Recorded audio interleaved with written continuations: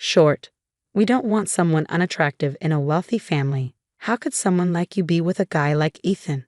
His parents kept insulting me and I felt a lot of anger inside. I understand. I'll leave now, but you've insulted my family and me. Please never get involved with us. It will be a waste even if you beg us. My name is Sarah. I'm a 25-year-old office worker. My family was very poor when I was growing up. We ate stale bread every day to fight off hunger. There were 4 of us: my father, mother, sister, and me. My dad's salary went mostly toward rent, and my mom was too sick to work. My sister and I were always hungry as kids. My life changed when I learned about finance in middle school. I think it was from an after-school program. I found out that the more education you had, the more money you could make. When I heard that, I decided I wanted to study hard, earn a lot of money, and take care of my family. From that moment, I focused all my time on studying. If you study too much, you'll get sick and die, my dad used to say. If I can't make a lot of money, I'd rather die, I would reply cheekily.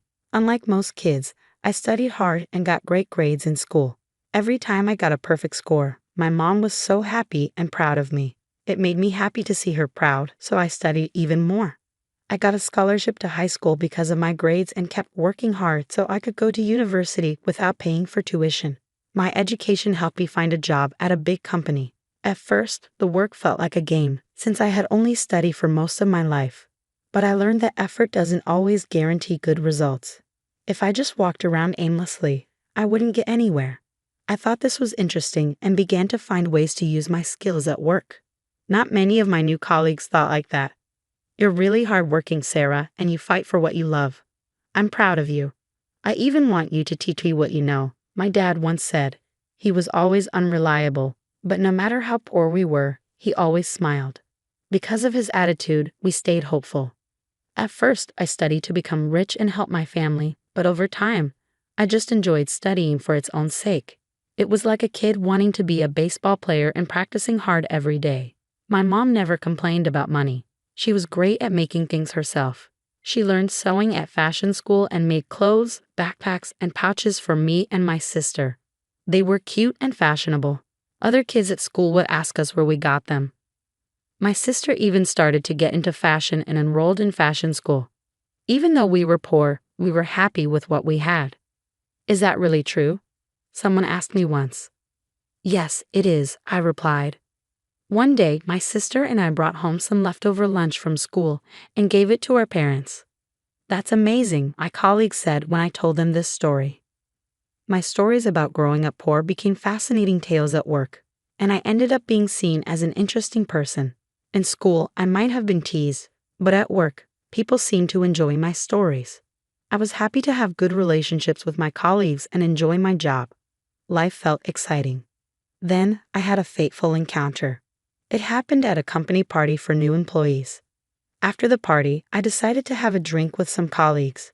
One of them said, I know some people from other departments, so I'll invite them. That's when I met Ethan. He was nice, handsome, and not at all a womanizer. I fell for him right away. As the night went on, everyone started chatting.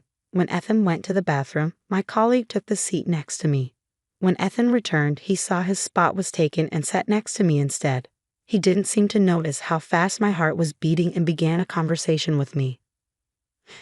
You're Sarah, right? I heard you're amazing. If I'm not wrong, you went to both high school and college on scholarships. Yes, I'm really thankful for the free tuition. Is that the only reason? Well, my family didn't have much money, so yeah. I see. So you said it was tough to support your family? No, I actually enjoyed it. Even though we were poor, we were happy. I see, you have a unique charm. His comment surprised me, but he said it so seriously. I didn't really know what he meant, so I just laughed. From that point on, whenever I ran into him at work, we'd stop and chat casually. He must have become interested in me because one day he asked me out to dinner. He seemed much more relaxed than usual when it was just the 2 of us. He was polite, but also friendly, and I felt like we were growing closer. He invited me to dinner a few more times after that. One day, he told me he had feelings for me. I didn't expect him to fall for me, but I was more happy than surprised, so I said yes. We started dating, and he treated me really well, coming up with fun date ideas. When I was with him, I felt safe and happy. I wanted to be with him forever. I found out he felt the same way when he proposed 3 years later. I was so overjoyed, and I immediately said yes. So we got engaged. We wanted to tell our families as soon as possible. Ethan said, "First, I want to meet your family before we tell everyone." So we decided to tell my parents first. My family liked Ethan right away. He even said, "Your parents are like peas in a pot." Then it was time for me to meet his parents. As his fiancé, it was important to make a good first impression. I was really nervous, so I carefully chose my outfit, got my hair done, and spent extra time on my makeup. After my mom and sister checked me over, I left the house looking perfect. Ethan and I went to his parents' house, which was a huge mansion that stood out from all the others. Once we started dating, I found out his dad was the CEO of a big company and the family was very wealthy. In other words, Ethan was the only son of a prestigious family. I guess that's why he seemed so different from the start. I met Ethan when he pressed the doorbell.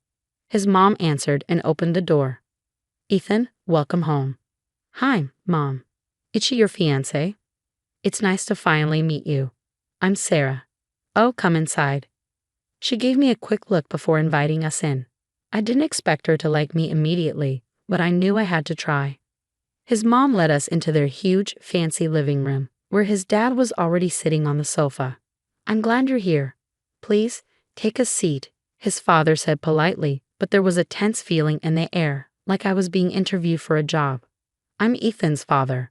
I run a company called 5X, he said. His company had always been successful, and his parents liked to brag about their status. "Sarah, you work at the same company as Ethan, don't you? That means you must be exceptional." "She's the most promising employee in the company. She was an honor student in both high school and college." "I see." I was a bit embarrassed by Ethan's praise, and his mom, maybe feeling jealous, said something surprising. "It doesn't matter how smart you are, but your face. You're a little too plain." "What?" Ethan and I were both shocked by her comment. "What are you talking about, Mom?" Ethan was furious, but his mom didn't care and kept going. "I'm just telling you the truth. You're going to take over your father's company one day, so the woman you marry must look beautiful." Her words only made Ethan angrier. "What is this? That's ridiculous. I love her for who she is, no matter what she looks like. She's not bad looking at all. Apologize to her." Ethan was fuming and demanding an apology. His dad was hurt by the comment too and got just as angry. "How dare you speak to your parents like that? Can't you see your mother is concerned for you? We don't want an unattractive woman in this family. We won't allow this marriage. Leave." His father waved his hand, telling me to leave. "What's wrong with you, Dad? I don't need your permission. I'm marrying her, whether you like it or not." "Hold on. We won't let you make such a mistake. You're just being fooled by her. She may not be pretty, but she's smart. She's manipulating you like a con artist." "That's exactly it. Talk to him too. Tell him you're not good enough for this family. How could someone like you be with a man like Ethan? I'd love to see the faces of your parents who raised you to be such a liar. They must be useless." His parents kept insulting me and I was filled with anger. "I understand, I'll leave now. But you've insulted both my family and me. Please never get involved with us again. It would be a waste even if you begged us." They laughed out loud. "Who's going to beg who? You think you're smart. I think you're just crazy." I ignored their rudeness and said, "Sorry to have bothered you," before leaving their house. Ethan followed me and apologized. "I'm really sorry about my parents." "Don't worry. You were trying to stand up for me, but they were so rude to you. I'm really disappointed in them. Lately, my dad's been acting like a tyrant at work. He doesn't get along with his employees. I think he's gotten too arrogant." "Well, my mom's always been like that, so I don't think she'll ever change."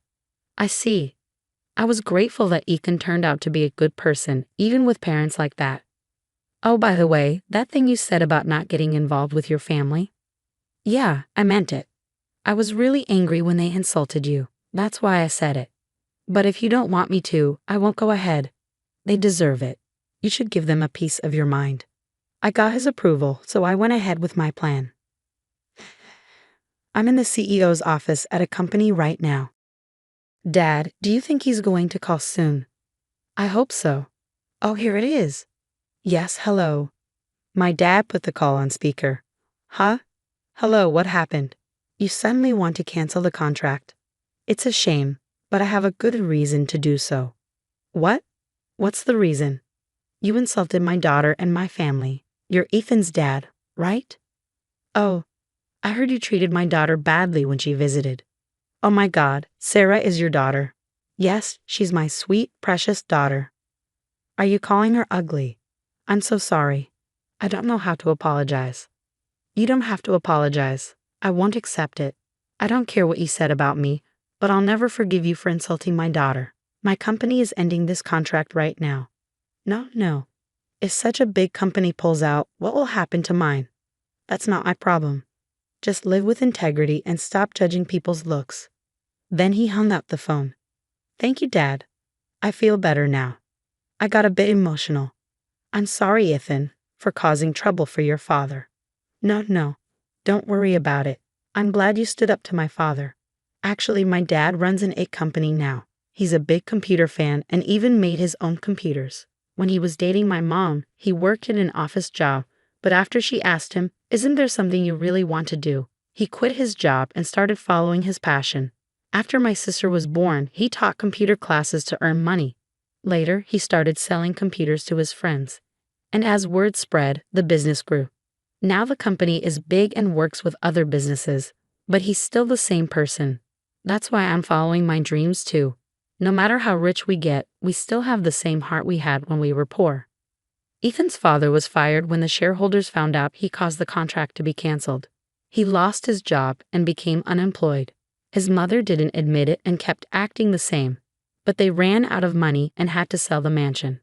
One day, Ethan's father came to my dad, crying and begging for forgiveness, but my dad didn't forgive him. My daughter told you to never get involved with us, right? He turned him away. Ethan cut ties with his parents and married into my family. Now he works hard at my dad's company and hopes to take over it one day. I told him you don't have to take responsibility. You can do what you really want. He replied, "What I want to do is give you the life where you can keep chasing your dreams." Then we got married. Now we live a very happy life together. He's a wonderful husband. Also, Sarah's family was very interesting. Ethan's parents went too far. I think when people focus too much on success and money, it can change them. But I'm happy Sarah found happiness. I wish them a long, happy life. Thank you for watching until the end. Please subscribe to our channel.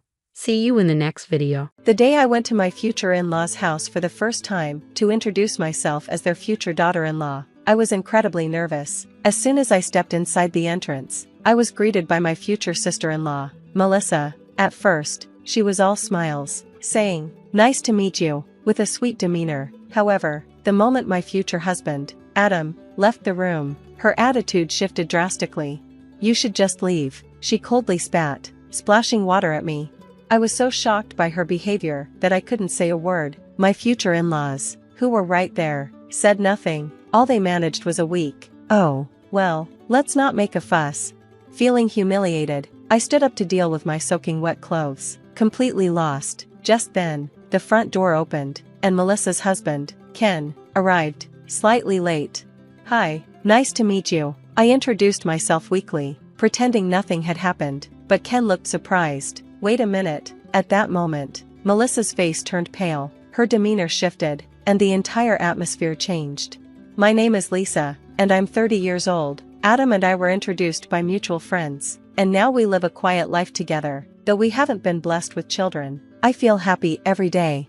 My journey with Adam began several years ago. After graduating from vocational school, I worked in housekeeping services. I've always loved cooking and cleaning, and I'm proud to have helped so many families through my work. For example, I regularly assisted busy working couples by cleaning and preparing dinner, providing them with a relaxing home environment when they returned. For families with small children, I tidied their living spaces, giving overwhelmed parents a chance to breathe. And for elderly individuals living alone, I helped with daily shopping and meal preparation, ensuring they could maintain a safe and comfortable lifestyle.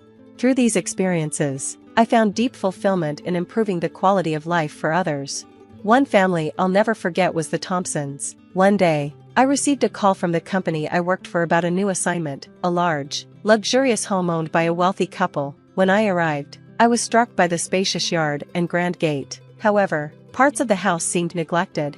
"Hello, I'm Lisa. I'll be helping out from today," I greeted them. The husband, Mark Thompson, welcomed me warmly. "I'm Mark, and this is my wife, Amy. Thank you for coming. This house is far too big for us to handle on our own, so we're grateful for your help." Amy, though looking a bit tired, gave me a kind smile.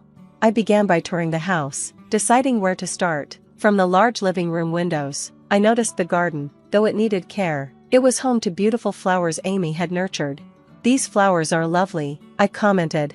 "Thank you," she replied softly. "I've been taking care of them for years."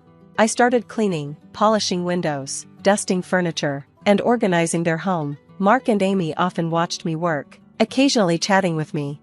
"You're so skilled for someone so young. How did you get into this line of work?" Mark asked. "I've always loved cooking and cleaning since I was a child," I explained. "I wanted a career where I could help others." Mark nodded in approval, looking pleased. Over time, we grew closer. Between tasks, we would sit for tea and share stories. One day, Amy showed me their family photo album. "What a lovely family. Is this your son?" I asked. "Yes," she said. "He works for a big company and travels all over the world, so he doesn't come home often. Right now, I think he's in, well, I forget which country." Though they spoke proudly of their son's success, a hint of sadness lingered. "It sounds like you're very proud of him." "We are," Mark said, "but we miss him a lot. When he comes home, it's the highlight of our year." Their longing for their son touched me deeply. I found myself wishing for his return, too.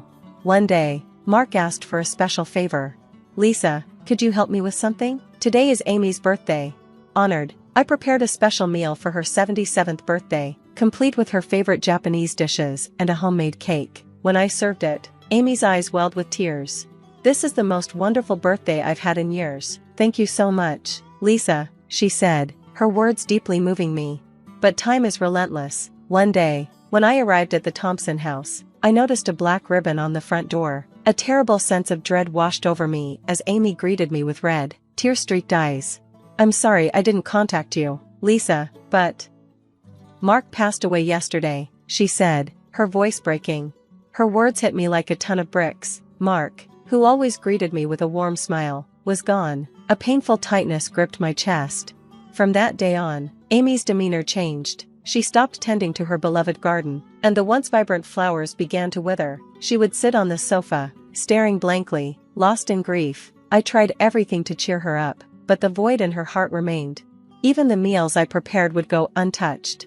"Lisa, I think it's time for me to prepare for my own departure," she said one day, her voice heavy with sorrow. Hearing her words, I couldn't hold back my tears. Every day, I searched for ways to lift her spirits. I took her on walks around the neighborhood, and with her son's permission, I even arranged small day trips for Amy to help lift her spirits.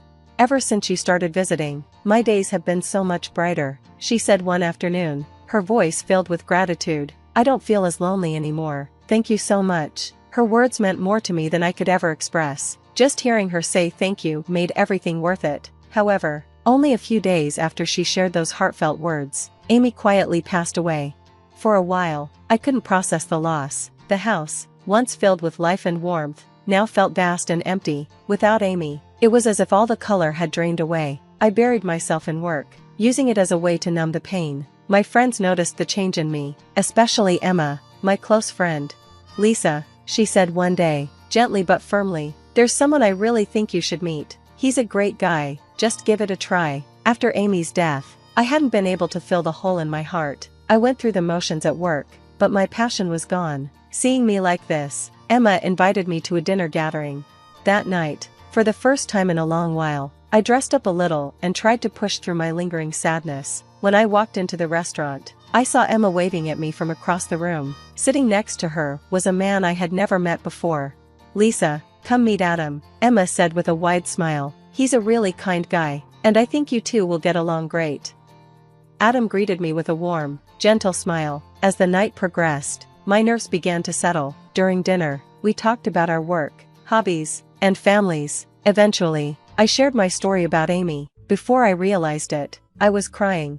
"I'm so sorry for bringing this up," I said, embarrassed. "It's okay," Adam replied, his voice soft and comforting. "Losing someone important is really hard." His warmth and understanding were like a balm to my soul. In that moment, I felt a weight lift off my heart. Adam listened quietly, his steady presence giving me a sense of comfort I hadn't realized I needed. After that night, Adam and I stayed in touch. We began meeting up regularly, grabbing meals, talking during breaks in our schedules, and simply enjoying each other's company. Spending time with Adam gradually filled the void in my heart. One evening, as we sat together at a quiet cafe, I found myself saying, "Adam, I feel so at peace when I'm with you. I want to be with you forever." Adam looked a little surprised, but then smiled gently. "I feel the same way, Lisa. You make my heart feel at ease. I want us to keep sharing these calm, peaceful days together." Tears filled my eyes, but this time, they were tears of joy. Being with Adam helped me rediscover my smile and my hope for the future. I felt certain that, no matter what challenges lay ahead, I could overcome them with Adam by my side. From that moment on, our days together felt like a dream. Each moment spent with Adam became a treasure. A few years later, we decided to get married. When the day finally came to meet Adam's parents, I was nervous. As we approached their front door, my hands trembled, but Adam gently squeezed my hand. "It's okay, Lisa," he said reassuringly. "My family is really nice." At the entrance, Adam's parents, Ryan and Sarah, greeted us warmly. "Nice to meet you. I'm Lisa," I said, trying to sound confident. "Thank you for having me today." "Hello, welcome. Please come in. We've been looking forward to meeting you," Sarah replied with a smile. "Make yourself at home." The atmosphere was friendly and inviting as they guided us into the living room. Sitting there was Adam's older sister, Melissa. Melissa greeted me with a dazzling smile. She was strikingly beautiful, with long, shiny black hair that gleamed in the sunlight and big, expressive eyes. Her cheerful personality instantly lit up the room. "Hi, I'm Melissa, Adam's sister. Thank you for coming today," she said warmly.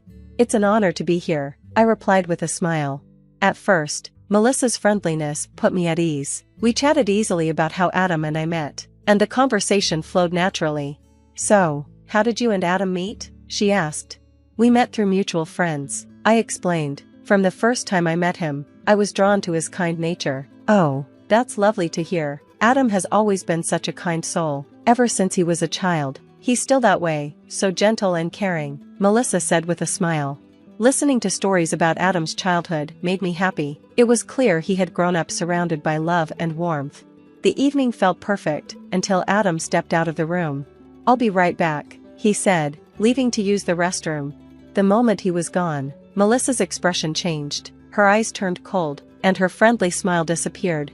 "Why would he be with someone like you?" she sneered. "You're just a maid, after all." I froze, unsure of how to respond. "You don't belong in this family," she continued, her words cutting like knives. "Anyone can do housework. You're just a laborer, nothing more." Her gaze swept over my outfit, and she scoffed. "And that outfit? It looks like something out of the 80s. How embarrassing to stand next to Adam looking like that." Tears stung my eyes, but I couldn't find the words to defend myself. "This is exactly why you'll never be more than just a maid," she said cruelly. Then, without warning, she grabbed a glass of water and threw it at me. The cold water splashed across my face and clothes, soaking me instantly. I gasped, the shock leaving me frozen in place. "Oh no, the floor is wet now," she said mockingly. "Why don't you go clean it up? After all, that's your job, isn't it?" Her mocking laughter echoed through the room. Adam's parents sat silently, their awkward attempts at diffusing the situation amounting to a week. Now, let's not make a fuss." When Adam returned, he immediately noticed the wet floor. "What happened here?" he asked, concerned. I forced a smile, trying to hide my tears. "Oh, it's nothing. I just had a little accident," I said, excusing myself to the kitchen to calm down. As I wiped my face, Adam appeared behind me. "Lisa, are you okay?" he asked softly.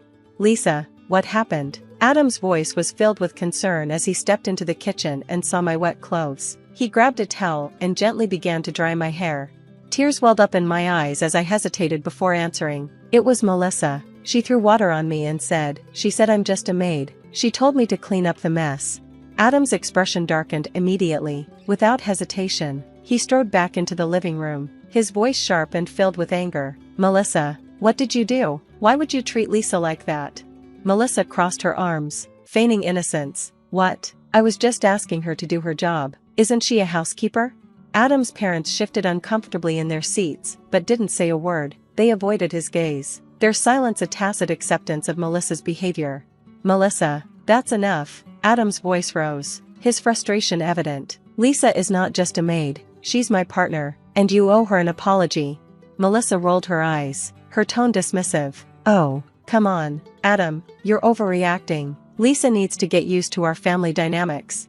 I stood frozen, watching the scene unfold. I couldn't understand why Adam's parents didn't step in to stop Melissa. That's when I realized Melissa had always been coddled. She was the special child, born prematurely, often sick as a child, and never held accountable for her actions. Their overprotectiveness had turned her into someone who believed she could do no wrong.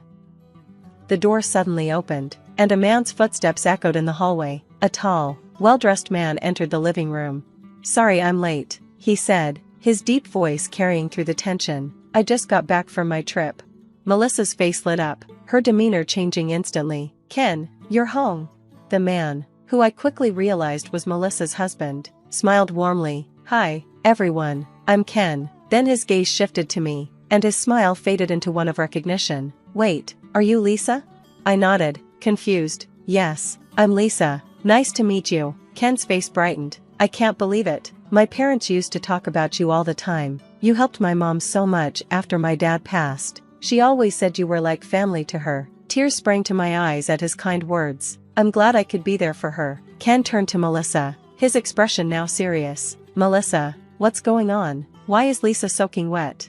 Melissa's face went pale. She stammered, I didn't mean to." Ken's gaze hardened. "You didn't mean to?" "Melissa, this is unacceptable. Lisa was a blessing to my family. She deserves respect, not whatever this is." I'm sorry," Melissa muttered, her voice shaky. "That's not good enough," Ken snapped. "You need to take responsibility for your actions. This behavior isn't okay."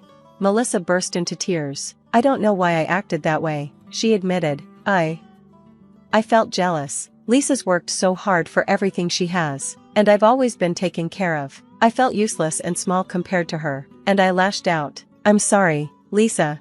Her confession left the room in stunned silence. For the first time, Melissa's vulnerability shone through her polished exterior. "Melissa," I said softly, "thank you for apologizing. I hope this is the start of something better for you." Ken let out a sigh. "Melissa, none of that excuses what you did, but I'm glad you're starting to see things clearly. You need to make real changes." Melissa nodded, wiping her tears. "I will, I promise." The atmosphere was heavy as Adam gently took my hand. "Let's go, Lisa, we've had enough for today." As we left, Adam squeezed my hand tightly. "I'm so sorry, Lisa. I never thought Melissa would act like that." "It's okay, Adam. She has her own struggles to deal with. I just hope she grows from this." The drive home was quiet but comforting. We knew we would face any challenges together, no matter what. In the months that followed, Melissa's life took an unexpected turn. Her marriage to Ken unraveled as trust between them broke completely. They eventually decided to separate. Without Ken or her parents' constant support, Melissa faced the harsh reality of living on her own for the first time. She struggled but slowly began to grow. She got a job, learned to manage her finances, and discovered the strength she never knew she had. One day, months later, I ran into Melissa at a coffee shop. She looked different, still confident, but with a newfound humility. "Lisa," she said softly, "it's been a while." "It has. How are you?" She hesitated. "I'm doing better. I've had a lot of time to think about what I did, and I want to say I'm truly sorry. I was wrong to treat you that way." Her sincerity surprised me. "I can see you're working on yourself, Melissa. That's what matters." Melissa smiled, a small, genuine smile. "Thank you." As for Ken, he moved on, focusing on his career and personal growth. Meanwhile, Adam and I continued building our life together. Despite everything, our bond only grew stronger. "I'm proud of you, Lisa," Adam said one evening. "Why?" "Because you stayed true to yourself. You're the strongest person I know." His words filled my heart with warmth. No matter what challenges came our way, I knew we could face them together, and for the first time in a long while, I felt at peace.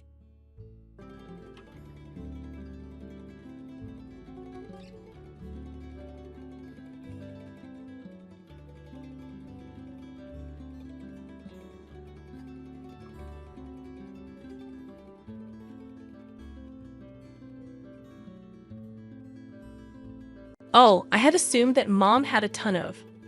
I told you I had money saved up, didn't I? Her out by now. What's the use of allowing the unemployed parasite to remain here? Since moving here 3 months ago, my savings were washed out by my son and his spouse. I was done with them treating me like a mate.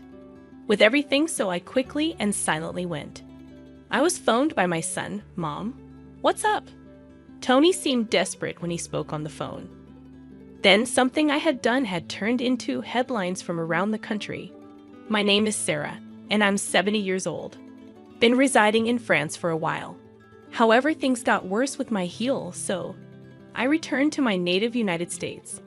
Unit was vacant, so I contacted to see if I might help my son and his wife remain with them temporarily. Tony, my only 44-year-old lone son, works in an office employee. Neither he nor his spouse Alice do have children, and they appear to depart silently. While I was away, we lost contact, but I opted to get back in touch, and Tony appeared to happy to hear from me. I have described my situation and requested permission to remain for. Tony hesitantly admitted after a while that it was uncomfortable to force upon them, yet the joint. Seeing my family again brought me more joy than my hesitations, laced with a hint of anxiety. And joy, I rode in a taxi from the airport to their residence upon my arrival. Alice and Tony welcomed me to the Tony appeared content as Alice made her arrival. Was clearly upset, and I intend to stay here for some months. My possessions will be delivered later. With my carry-on luggage, I headed to the living room. We spoke about our everyday lives and employment in addition to my most recent French life. Tony inquired as to why I had relocated to. I mentioned earlier that I'm getting older in France. Wish to take in the French countryside scenery. Tony chuckled, but Alice didn't change. Then we spoke about my health problems. Experiencing extreme lightheadedness, and was the minor's illness can be the cause of a seizure happens. Folks might not be able to stand as a result of the surroundings being spinning and possibly experiencing nausea. Felt uneasy being by myself, thus I desired to remain with them till my circumstances stabilizes. Following a discussion, I had returned to the entryway to retrieve my items from my carry-on. While I was arranging my belongings in the hallway, overheard Alice and Tony talking. Are you really going to let Sarah go, Tony? Staying puts me against living with an elderly. Come on, woman, you are too. She's my mom. Part-time, so you won't necessarily certainly be present. But what about our days? I want to know how long she plans to stay off.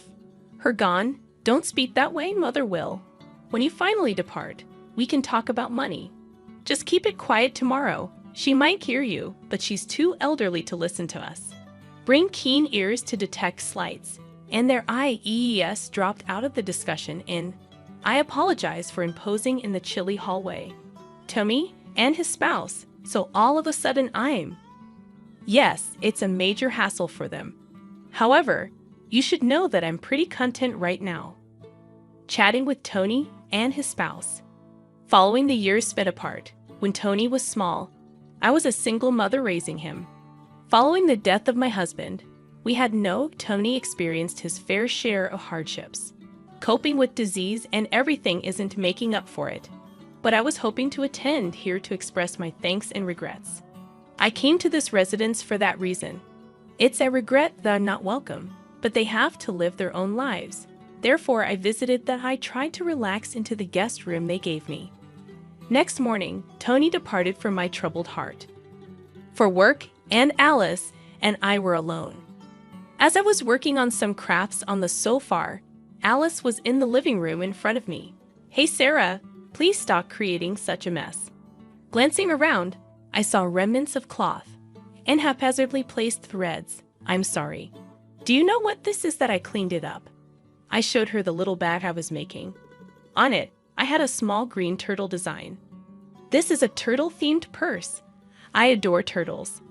I create small crabs with a turtle motif. Even features a zipper on its exterior. That's good, but Sarah, just relax. During the day, Alice interrupted me. Clearly bored inside, looking very much at. When I'm off, at least go somewhere else. You're obstructing me from my part-time work. But if I go outside too, I get lightheaded. Much, I'll take you to the adjacent community center to remain there throughout the day, and I have household responsibilities. Without allowing for further discussion, Alice stated, he kept on helping out with the responsibilities. You'll not be reading while you're here. The least you can do given that we're permitting you to stay, do some instead of crafts. Laundry and cleaning eventually astounded me. Murmured, all right, and then gently stood up. From then on, I completed all day. Even though I was woozy and hurt, I took on the housework. Tony and Alice handled me. Alice appeared more like a housekeeper, addicted to social media all the time. It appeared from her phone that she hadn't been completing the housework before I. Did you bring your mother with you that night? Upon Tony's arrival at home, his banking card spoke to me with a smile that I don't. Although you live with us, living is expensive. Could you add something? I glanced over at Tony. I nodded at my reading glasses and got up.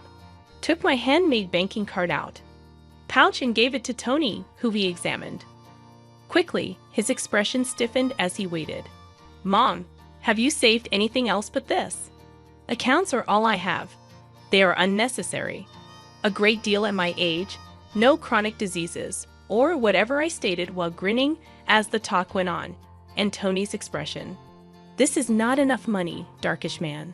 Not even 10,000, as you claim to be alive. Huge overseas. So I thought Tony maintained asking persistently whether I had any more money, so I said no, and he sighed. Shrugged his shoulders. Okay, I'll wait.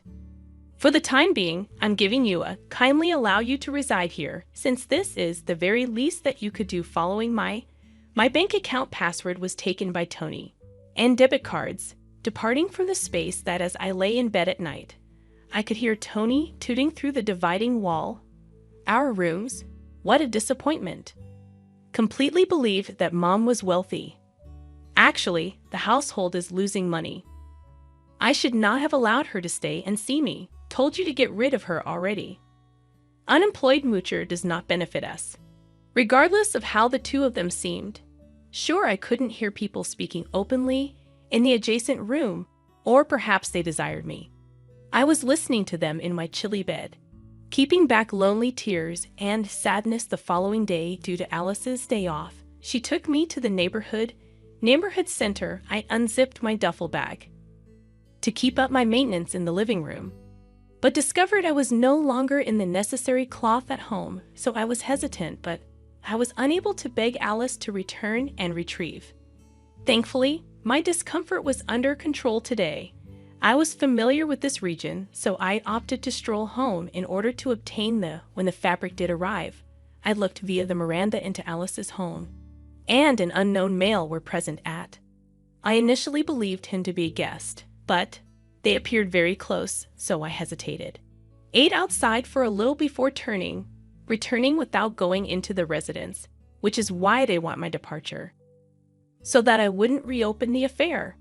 While in the community center, my thoughts kept concerning Alice and those men, and chose to call someone for guidance going forward. Refrained from discussing the men and kept communicating with Tony and his wife. But every time I went out of the house residence, I would boldly display a crimson turtle pouch on the brink of existence, room side table after 3 months, ever since I moved in with Tony's. By now, my family had become the homes built during my time there. I had a ton of things to perform at home, and when Alice was at home, so I was put in the community center. The majority of my savings had tired of Tony, a man with age addicted to gambling, and spent the most of his spare time to play the lotto, and slots seemed to be his obsession with money. Originated from the financial difficulties he's suffering as a child. I first made an attempt to act, but ultimately obtained. Bringing it up always made him 3 months later, I was at my breaking point. Before a lengthy weekend one evening, I chose to bring a piece of equipment I had been taking Tony Alice into consideration. I appreciate that you, Tony, please let me stay with you. I know I made your life difficult when you were. Sorry, I was young and didn't have much money. For all the hassle I brought about, but I'm with gratitude. I took out a handmade turtle bag from the table. It had a green color and this shell zipper serves as a reminder of, I hope you will both feel my thanks. You'll like to take it in defiance of neither Alice nor Tony had any expectations, expressed any curiosity about my artisanal pouch. Mom, have we really reached our limit? Consider the French account when you have money. I informed you, Tony, that we are out of luck. I put a lot of effort into this. Please accept it as a symbol of my love. Keep in mind how joyful you were when you were little. I used to feel the shell with some chocolates and small cash. Tony begins to become more displeased. I'm not a child anymore. Pleased to get such a thing. Sarah, for how long are you planning to stay? To genuinely swindle us. It annoys us. Tony and his spouse cast me in a chilly light. I frantically begged Tony, do you remember? Joe was the one who helped us in that old. We resided in an apartment that I don't recall to quit bringing up the past. Are we done being silently stunned? I tightened my grip on the turtle pouch and examined the paper's feel inside the tomorrow. Tony and his spouse embark on a holiday leaving me behind, as I had anticipated, leaving the house following yesterday's talk, so I hurriedly packed my luggage with the designated courier and dispatched them, going for my French home. I also do not forget to insert the red turtle pouch. My carry-on bag. I jot down a brief note that thank you and depart from the table, the residence where I had spent 3 months later. I never went back home. Instead, I remained in the United States hotel for a little since I had tasks to complete, and Tony and his spouse seemed to get in touch with me. Eventually, true enough, after roughly 2 weeks, Tony calls Mom later. Let's head to the turtle pouch. Isn't that yours? Tony yells into the phone, hearing his words. You saw that I wasn't shocked when I observed the turtle incident on the news. Bag that I intended to present to Tony and his wife found a $1 check inside. Million was my method of expressing gratitude for all of their actions and to express regret for all the mischief I made when I was younger. Some may consider it superficial to a ton with cash, but I had imagined the day I may gift it to them after modestly storing enough. I did some excavating a little over 40 years ago, prior to finally running into Tony and discovered that he owed money. Attempted to settle bills from gambling with additional gaming only to find himself descending further. He had a reliable employment. I just desired that he pay off his debts, and they were unwilling to go in peace though. Acknowledge my gesture fully, forgotten about their generosity shown to me and my family. Thus I made the decision to split $1 million in checks, modest amounts, and made charitable donations and welfare associations worldwide. America, where I put the gifts, created a turtle bag by hand and delivered it. The turtle pouch became an anonymous sensation, trending and generating headlines. A social media user named Alice. That's the turtle pouch, mommy, mate, right? That implies you intended to give us one. Rich as well, yep, just that was my means of expressing gratitude to you. And I apologize for creating both the pocket and putting the cash aside to donate to. You could have, in fact, claimed that we would have accepted if you had not wanted to. If you don't need my money, then my sentiments. Tony was either shouting into the phone.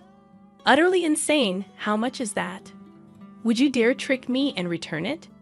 Became inattentive and removed the phone away from my ear in a little amount of time, said, all right, relax. You're offering. There's another turtle, and I have a headache. And it's yours if you truly desire it. Tony at last calmed down and restated his craving for the turtle that we decided to meet in a cafe afterwards on the day I went. The final red turtle within a package to Tony and his spouse met where we'd already present and made a money demand prior to my actually sitting down when Tony silently removed the red turtle. Grabbed it right away, unzipping. It's not a check, but rather a little shell. Electrical gadget. What the devil is this? Tony tinkled with the unclear gadget. He discovered a small button, and when Ellie pressed it, a voice started to play. Standing beside Tony right away, Alter Hugh, seated close to Tony Alice's face, altered upon hearing a speech recording. It was Alice's voice, cordially speaking with something about another man who wasn't Tony. This explains why Alice's situation appeared to ultimately understand that it was a video showing her having an affair at. She attempted to steal the recorder at home from Tony's palm, although Tony clung to it. As they struggled, unlocked it. I brought an envelope and spread it out numerous photographs of Alice on the table, cheating at home on another man provided with unquestionable proof. Alice became agitated and asked Ming why. Why did Tony pick up each picture individually? Analyzing them carefully ever since I arrived at things felt strange about your home. A buddy suggested that I hire a detective to find out and even made the offer to pay for them. What's the issue, and why would you do it? It's sad that you are my son's wife. To believe relatives are lying to one another. When you're older, you'll comprehend. I suppose fate brought me here to learn. Alice, have you been unfaithful to me? I've been with you ever since Tony got here. Personal secrets. If you're placing the blame for cheating on her, you should fuck off. What about the fact that I have never cheated? Tony, your debt fell silent, and it's now. When it was Alice's turn to talk, how about you? Throwing away all of your cash on gambling. Just make use of the funds you and I have.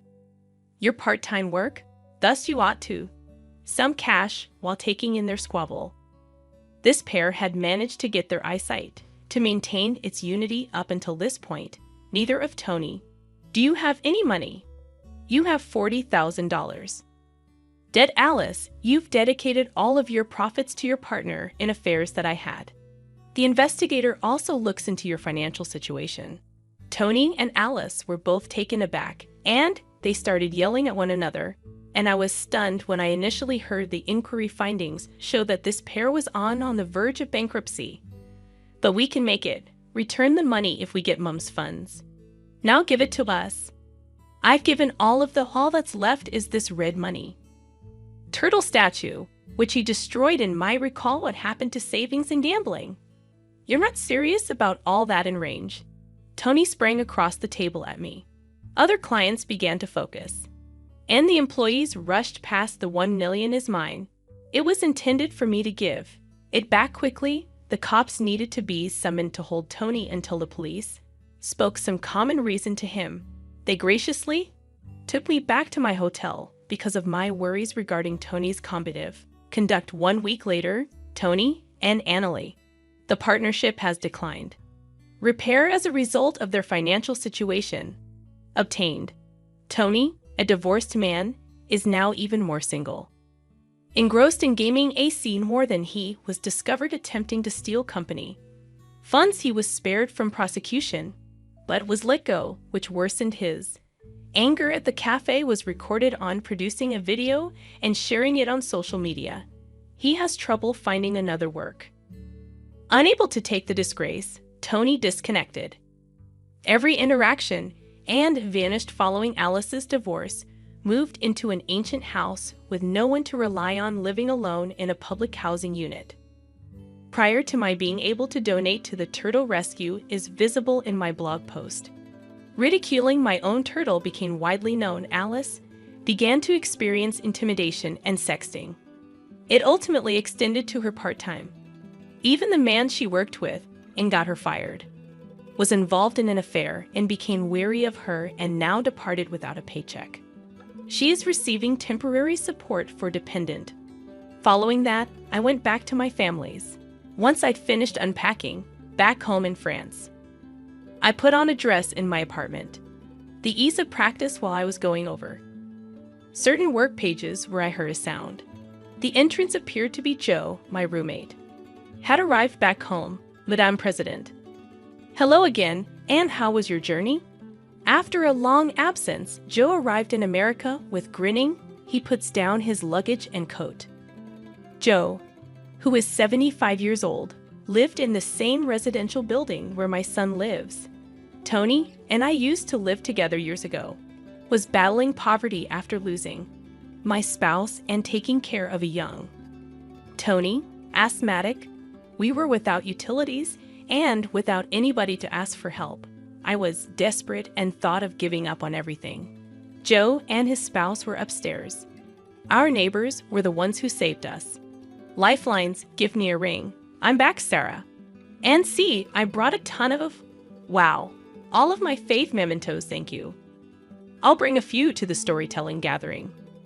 Joe, see you tomorrow at the community center? Looked over each of the accumulated mementos. His happy expression on the table after we, having regained our footing, Joe and his, years after the wife moved away for employment, we encountered one another in the city, and I started assisting with a program of support for the poor, on whom Joe had established. Joe's wife had already died by then, so we began collaborating as a company life partners. I have been in charge of this structure after Joe left a few years ago. Years back, what was once a tiny Joe and M's venture has developed into an extensive international organization. In the last 30 years, we've been concentrating on assisting lone mods in racing a few years before moving to France. Passed to examine their advanced assistance systems, even though we gain a lot of recognition. In France, our reach is still limited. Acknowledged in America, I intend to grow our plans there shortly and desire to invest time in Tony's family as only a mother before they learned about my work. In the end, I was unable to obtain them to comprehend my feelings, but that's their decision, even if it was just temporary. I was content to act as if for a family even though I'm 70 years old today. Even at 70, I still have a lot of wants, and I have to strengthen my back in order to attire and started considering my worldwide speech in support of. Next day.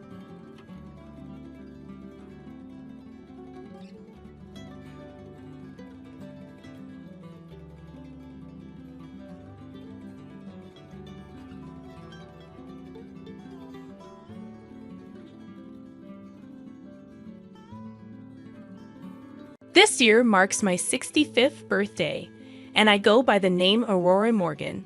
Currently, I reside with my retired husband, a kind and caring man with whom I've shared a long and supportive companionship.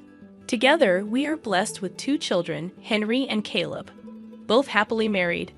However, our home has begun showing signs of age, prompting us to contemplate renovation.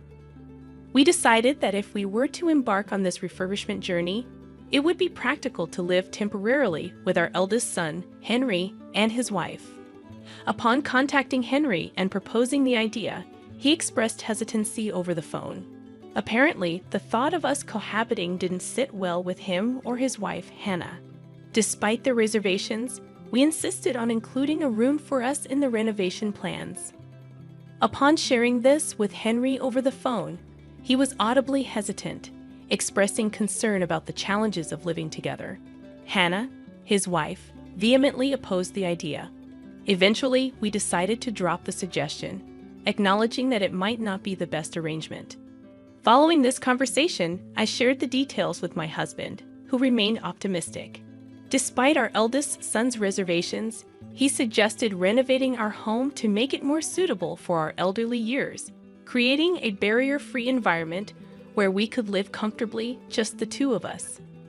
Several months later, our home was transformed according to our specifications.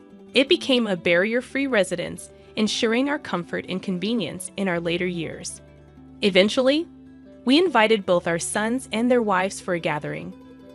Skylar, our younger son's considerate wife, arrived first, expressing her appreciation for our cooking and offering her assistance in the kitchen.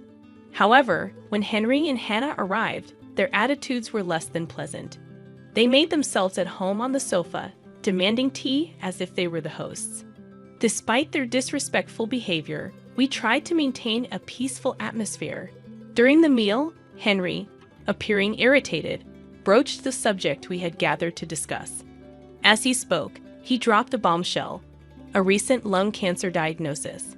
While Caleb and Skylar were visibly shocked, Henry and Hannah's expressions remained unchanged. As the gravity of the situation sank in, Caleb inquired about the current status of the cancer diagnosis, his voice trembling with concern. The response was delivered calmly, leaving us all to contemplate the challenges that lay ahead in the coming weeks. I faced the harsh reality of being admitted to the hospital, knowing that cancer had already spread throughout my body. The doctors, with somber expressions, delivered the devastating news. I had only 6 months left to live. As Skylar tried to hold back tears, I bit my lower lip. Henry, seemingly detached, remarked about my aging, as if it were happening to someone else. Hannah nonchalantly responded, "Well, you can't beat age, can you? My uncle died suddenly from stomach cancer." Their callous statements infuriated me, and I couldn't help but raise my voice, urging them to stop. Skylar and Caleb attempted to calm the situation, assuring that they would take care of Mom in my absence. As the eldest son and his wife appeared preoccupied with their phones, seemingly indifferent to the gravity of the situation, my spouse, with a calm demeanor, requested our children to look after Aurora in the coming months. Caleb and Skylar reassured us, but the eldest son and his wife barely acknowledged the request. The meeting concluded after lunch, and I walked outside to bid farewell to Caleb and Skylar, as Henry and Hannah had hurriedly departed. Despite the difficult circumstances, Caleb encouraged me to keep going, assuring their continued support. However, there was an unspoken tension between us and the eldest son's family. The following week, I opted for palliative care over surgery and chemotherapy, leading to my admission to the hospice. Caleb and Skylar diligently accompanied me every day, providing transportation and nursing care. Unfortunately, the eldest son and his wife never visited, even as my health deteriorated over 5 months. Fearing for my life, I implored my eldest son and his wife to attend, but their dissatisfaction was apparent. During their brief visit, Henry showed no compassion, avoiding any interaction with me. In less than 10 minutes, they hastily left, citing work commitments. After they departed, I noticed Hannah had forgotten her jacket. As I tried to return it, I overheard their callous conversation in the corridor. Hannah questioned the fate of the inheritance, while Henry grinned at the prospect of financial gain from the house refurbishment. Their focus was on the potential windfall rather than the imminent loss. Unable to bear the heartlessness of their conversation, I returned to the patient room. 2 weeks later, my husband passed away suddenly, leaving behind a family marked by indifference and greed. I wept beside my husband for an extended period, finding solace in Caleb and his wife, Skylar, who were there to console me. With their support, I managed to assume the role of the primary mourner and successfully led the funeral proceedings. After the funeral, when only close relatives remained, Henry couldn't contain himself any longer and spoke up about our father's inheritance. He seemed impatient, asking about his thoughts on the matter immediately. Caleb promptly reprimanded him, but Henry, dismissing the notion of the younger son having a say, insisted on discussing the inheritance right away. Exhausted, I exhaled a sigh and suggested we address the inheritance matter the following week. The eldest son and his wife sneered at the idea but quickly left for the day. The next week, both couples gathered at our house to discuss the inheritance. I made an announcement, stating that our father's inheritance amounted to $20,000. Henry seemed taken aback, and despite my calm explanation, he questioned the figure. I handed him a large envelope containing all the necessary documentation and asked him to review it. The expressions on Henry and Hannah's faces changed dramatically after scanning the documents. As they realized that the inheritance was indeed $20,000, Henry voiced his dissatisfaction, suggesting it was too little. Caleb interjected, proposing they should also obtain the house. I calmly explained that the lack of funds was likely due to the renovations our father diligently undertook to make the house suitable for our old age. I asserted my intention to keep the house and care for it as long as I lived, emphasizing that it was unjust for Henry to try to benefit on his own. Henry looked intense, as if ready to confront me, but Caleb intervened, holding him back. Caleb reminded Henry of our father's concern for me until the end. Despite my offer to divide the inheritance fairly, the eldest son and his wife persisted, suggesting that if they didn't want it, they should hand over their portion to them. Skylar and Caleb, however, expressed their intention to give up their inheritance, asking me to appreciate their contribution. The eldest son and his wife interrupted again, insisting that I should hand over their portion. I firmly rejected the idea, explaining that it was not going to happen. They showed no concern for my fixed income and difficulties, expressing their eagerness to accept the money. In response, Caleb reprimanded them, calling them scumbags and urging them to respect their elderly parents.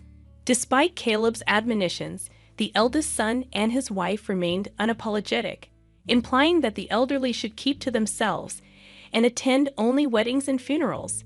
It was a bitter moment, leaving a sour taste in the air. I lowered my head and clenched my fists, absorbing the hurtful remarks. Not only did they desire my husband's absence, but they also complained about the inheritance. To add insult to injury, they referred to me as a parasite. I couldn't fathom where I had gone wrong in raising them. Tears welled up, but I composed myself and addressed Henry and the others calmly.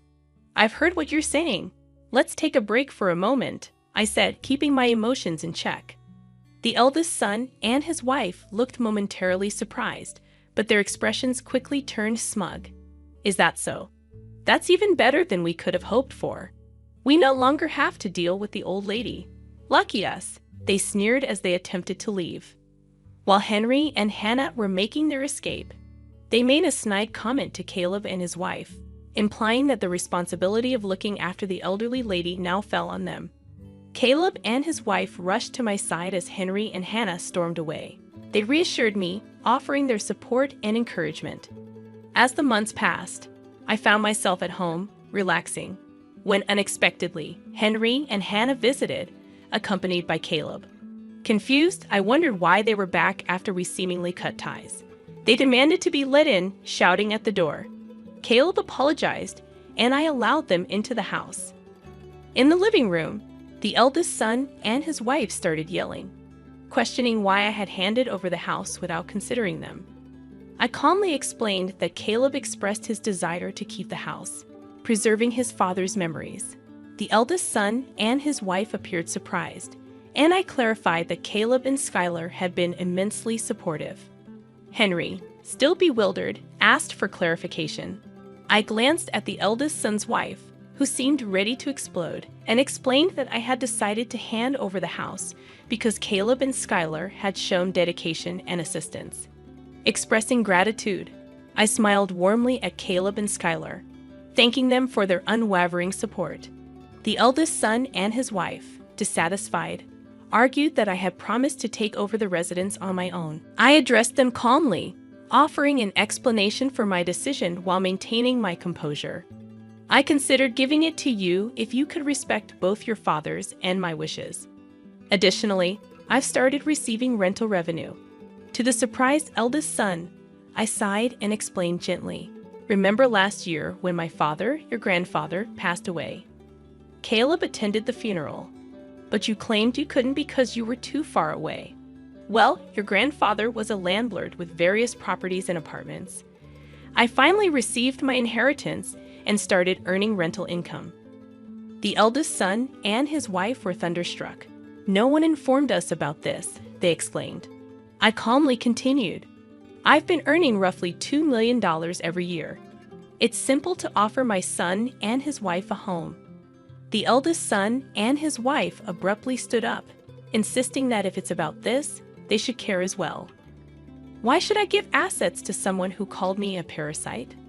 I asserted emphatically. "You're the ones who told me not to interfere with your life, right? So there you have it. Please don't leech off of me if you're going to label me a parasite." The eldest son and his wife appeared at a loss for words as I pointed to the door. "Isn't it true that our conversation is over? Please excuse yourself," I asserted. The eldest son pleaded, but I refused, urging them to leave. "Please pay attention to what I'm saying," he implored, grabbing my arm. I stared at him coldly, denying any excuse for him to call me mom. Can you also offer us a house or money? We have a problem, begged the eldest son's wife loudly. I looked at them both and responded, Are you in trouble? What exactly do you mean?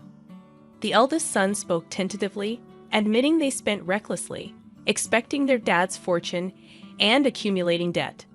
I yanked the eldest son's arm away and scolded him. Unbelievable. I never expected you to do something so dumb. You sow the seeds with your own deeds, so deal with the consequences. Mom, that is simply excessive. I addressed their frustrated faces and announced, I'll begin transferring assets to Caleb through lifelong contributions from now on. I'm not going to pay you a single cent because I've severed relations with you. Please do not bother me again. Caleb stood up, supporting his promise that they should leave. The eldest son and his wife left, seemingly deflated. Caleb massaged my back as I recovered my breath. Subsequently, the eldest son and his wife allegedly borrowed more money, leading to bankruptcy. Their future seems bleak, with disputes in their flat at night. As for me, I handed over the house to Caleb and purchased an assisted living apartment nearby. Caleb and his wife visit frequently, and a cute grandson was recently born. Moving forward, I aim to treasure each day while cultivating a positive relationship with my second true family. That is my future strategy.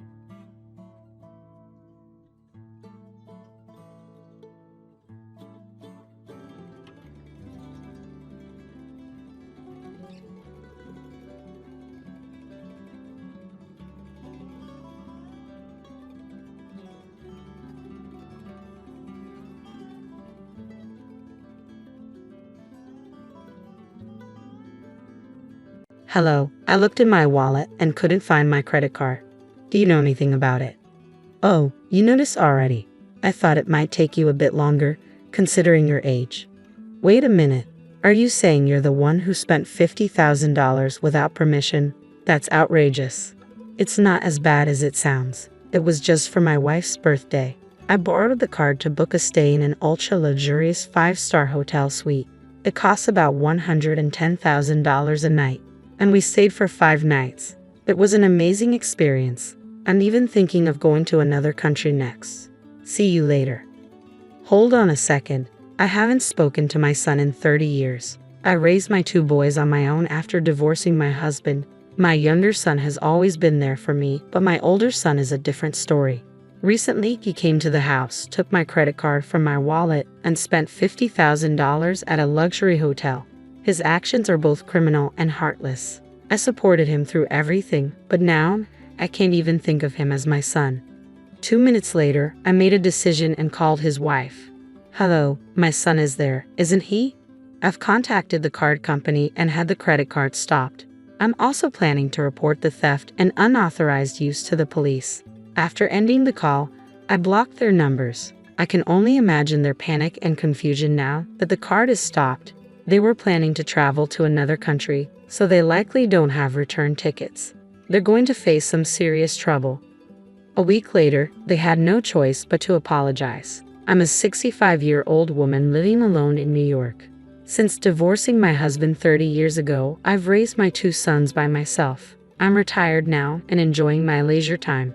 Mom, I bought your favorite donuts, my younger son said when he visited. Thank you, you didn't have to go out of your way, I replied. My younger son often visits even after moving out. He works for a company with good benefits and can get home on time. He's single, so he stays over if the next day is a day off.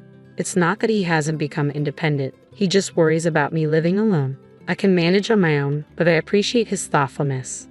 On the other hand, when my eldest son and his wife visit our family home, things never go well. I don't really welcome their visits. Hey, can you lend me some money? We have our wedding anniversary coming up next week, and we're planning a trip abroad. We need some extra funds, my eldest son asked. Why don't you use your own savings if you need money? I suggested.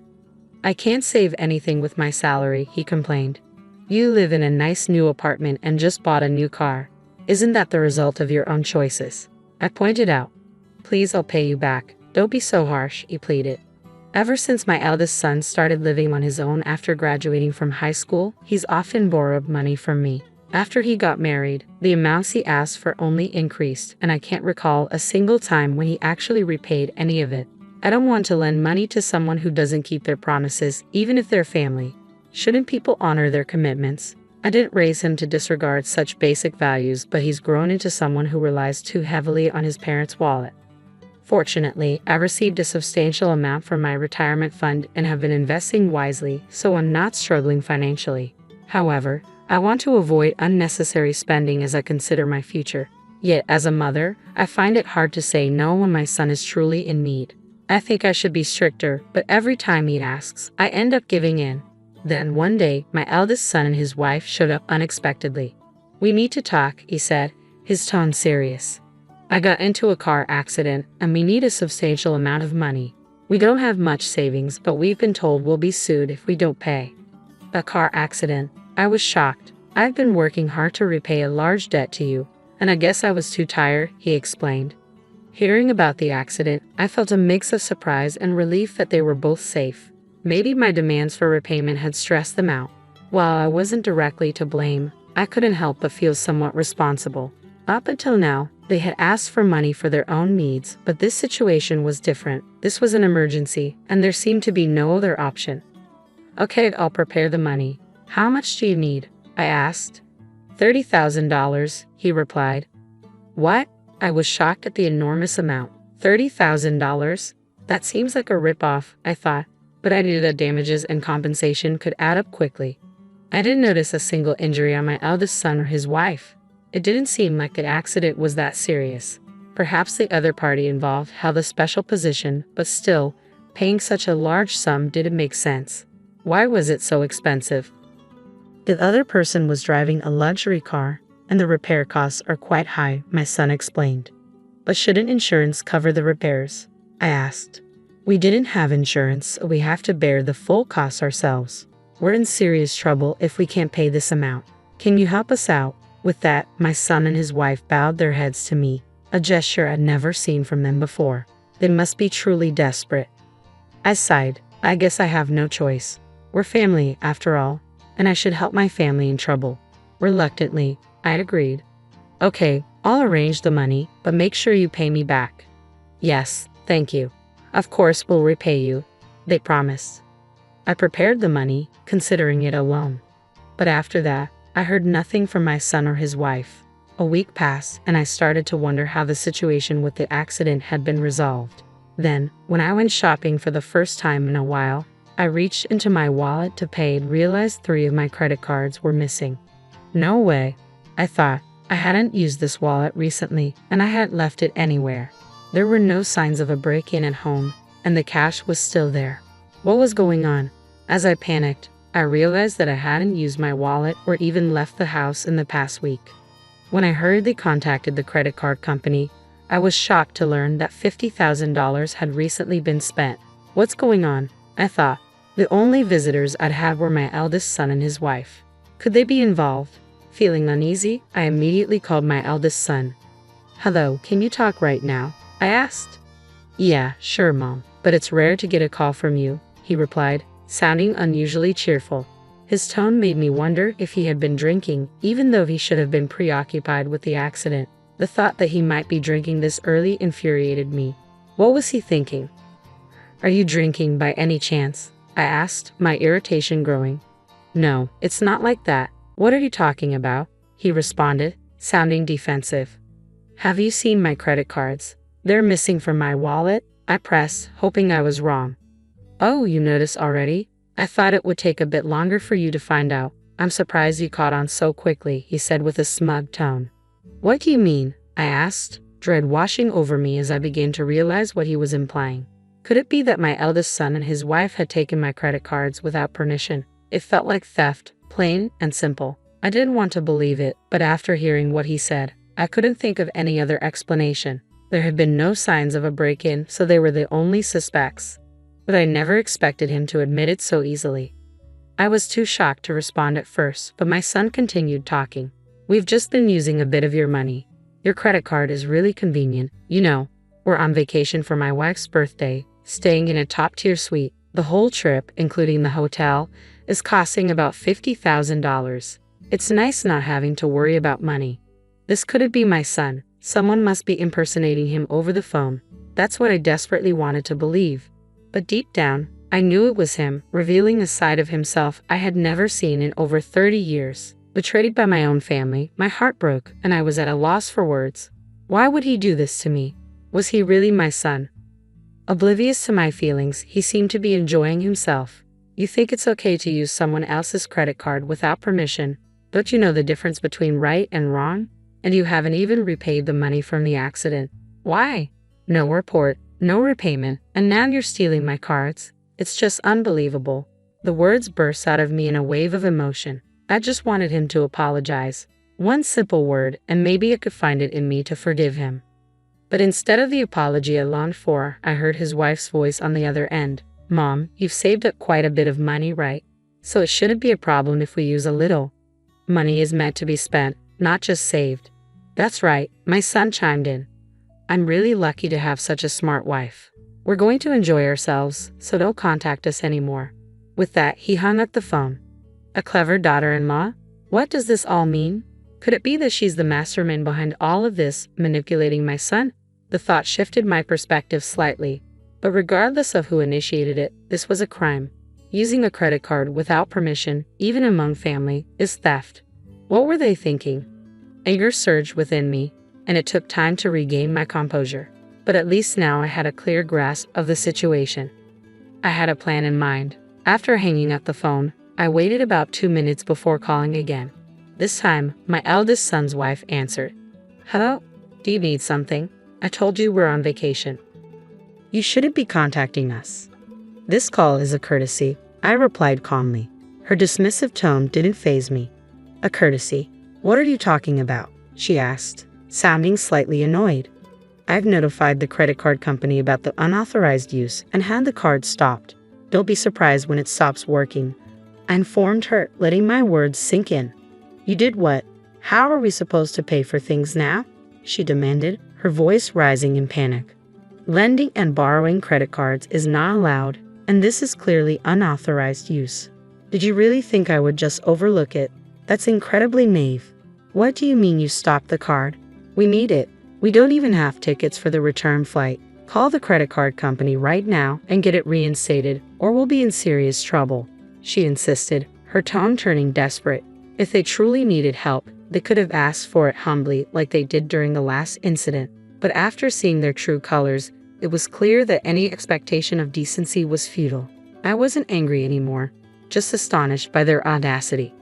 I ended the call and immediately blocked their number, along with any messages. I had no desire to speak to them again or even see their faces. No matter how much they begged, I couldn't bring myself to help them this time. Then I contacted my younger son. I warned him, they might cause you some trouble.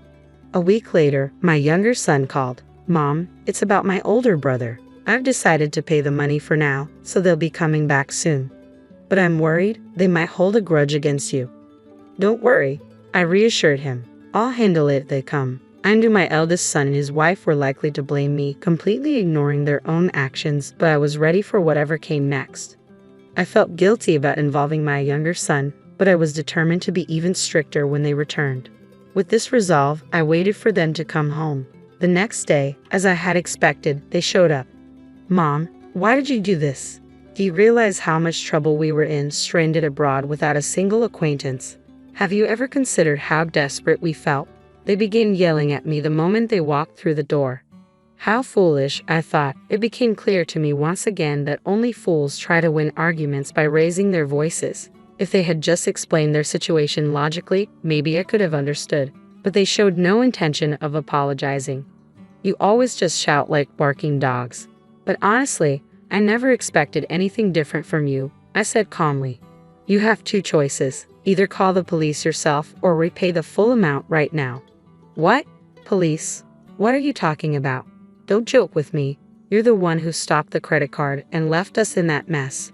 Shouldn't you be taking responsibility for that? I couldn't help but wonder what kind of upbringing leads to such a lack of understanding. In over 60 years of life, I never thought I'd encounter people like this, but I was serious. Do you realize that using someone else's card without their permission is considered fraud against the credit card company? Even if we're family, sharing cards is not allowed. Reporting this to the police will only cause trouble for you. Wouldn't you rather just repay the full amount? You should be thankful I haven't reported you yet. But we don't have the money right now, you know that, they protested. Oh, and about that story you told me about the traffic accident. I already know it was a lie. I want that money back too. Their reaction was priceless, eyes wide and mouths agape in shock. I couldn't help but laugh inwardly. If they thought I was clueless, they were sorely mistaken. Why are you bringing up the traffic accident now? They stammered, clearly taken aback. Because after what you did with the credit card, it's time you stopped underestimating me, I replied, unwavering. I immediately spoke with my second son. He mentioned how your lifestyle had recently improved and also confirmed that there hadn't been any accidents. Since he lives nearby, he quickly checked and confirmed that the car was perfectly fine. It turns out the whole story was a lie. While it might be difficult to sue my own son, your wife isn't my family, so I can pursue fraud charges against her. Upon hearing this, my eldest son's wife became visibly agitated, avoiding eye contact as if she finally realized the gravity of her actions. But it was too late. What shocked me the most was that there was still no apology from either of them. They just sat there in silence, not uttering a single word of regret. I was amazed at their complete lack of common sense. Anyway, I'm demanding full repayment of the money, I continued. If that's impossible, I won't hesitate to report you to the police. I'll also make arrangements to ensure my savings aren't inherited by you and use this as an opportunity to sever ties. Wait a minute, we're family. Isn't that a bit harsh? They protested. You're adults now, so such childish excuses won't fly.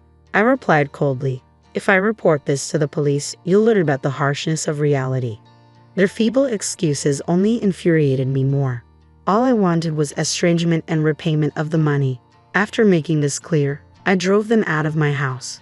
They tried contacting me several times afterward, even coming to the house to apologize, but I was no longer willing to listen. I contacted a lawyer and began the repayment process. Eventually, my eldest son and his wife seemed to come to their senses and promised to repay the money. We're truly sorry and promise to repay the money, but it's difficult to pay $55,000 in one go. Could we perhaps arrange installment payments? There's always the option of taking out a loan, I responded sharply. If you sell the car and get rid of your expensive branded items, you can quickly raise the money. Don't make me angrier. Of course, I had no intention of accepting installment payments, and how they borrowed money was none of my concern. They repeatedly requested installment plans through the lawyer, but I refused. Reluctantly, my son and his wife took out personal loans and for the remaining amount, resorted to loan sharks. They ended up losing almost all their possessions except the car, and his wife had to start working to cover the monthly interest payments. The couple, once living lavishly, was now being tormented by the very money they had once squandered. I don't know how long this situation will last, but it's the result of their own actions. It's too late for regrets. They must live with the consequences of their choices. As for me, I'm living happily, even if alone. Life isn't just about money, it's important to live without being misled by it.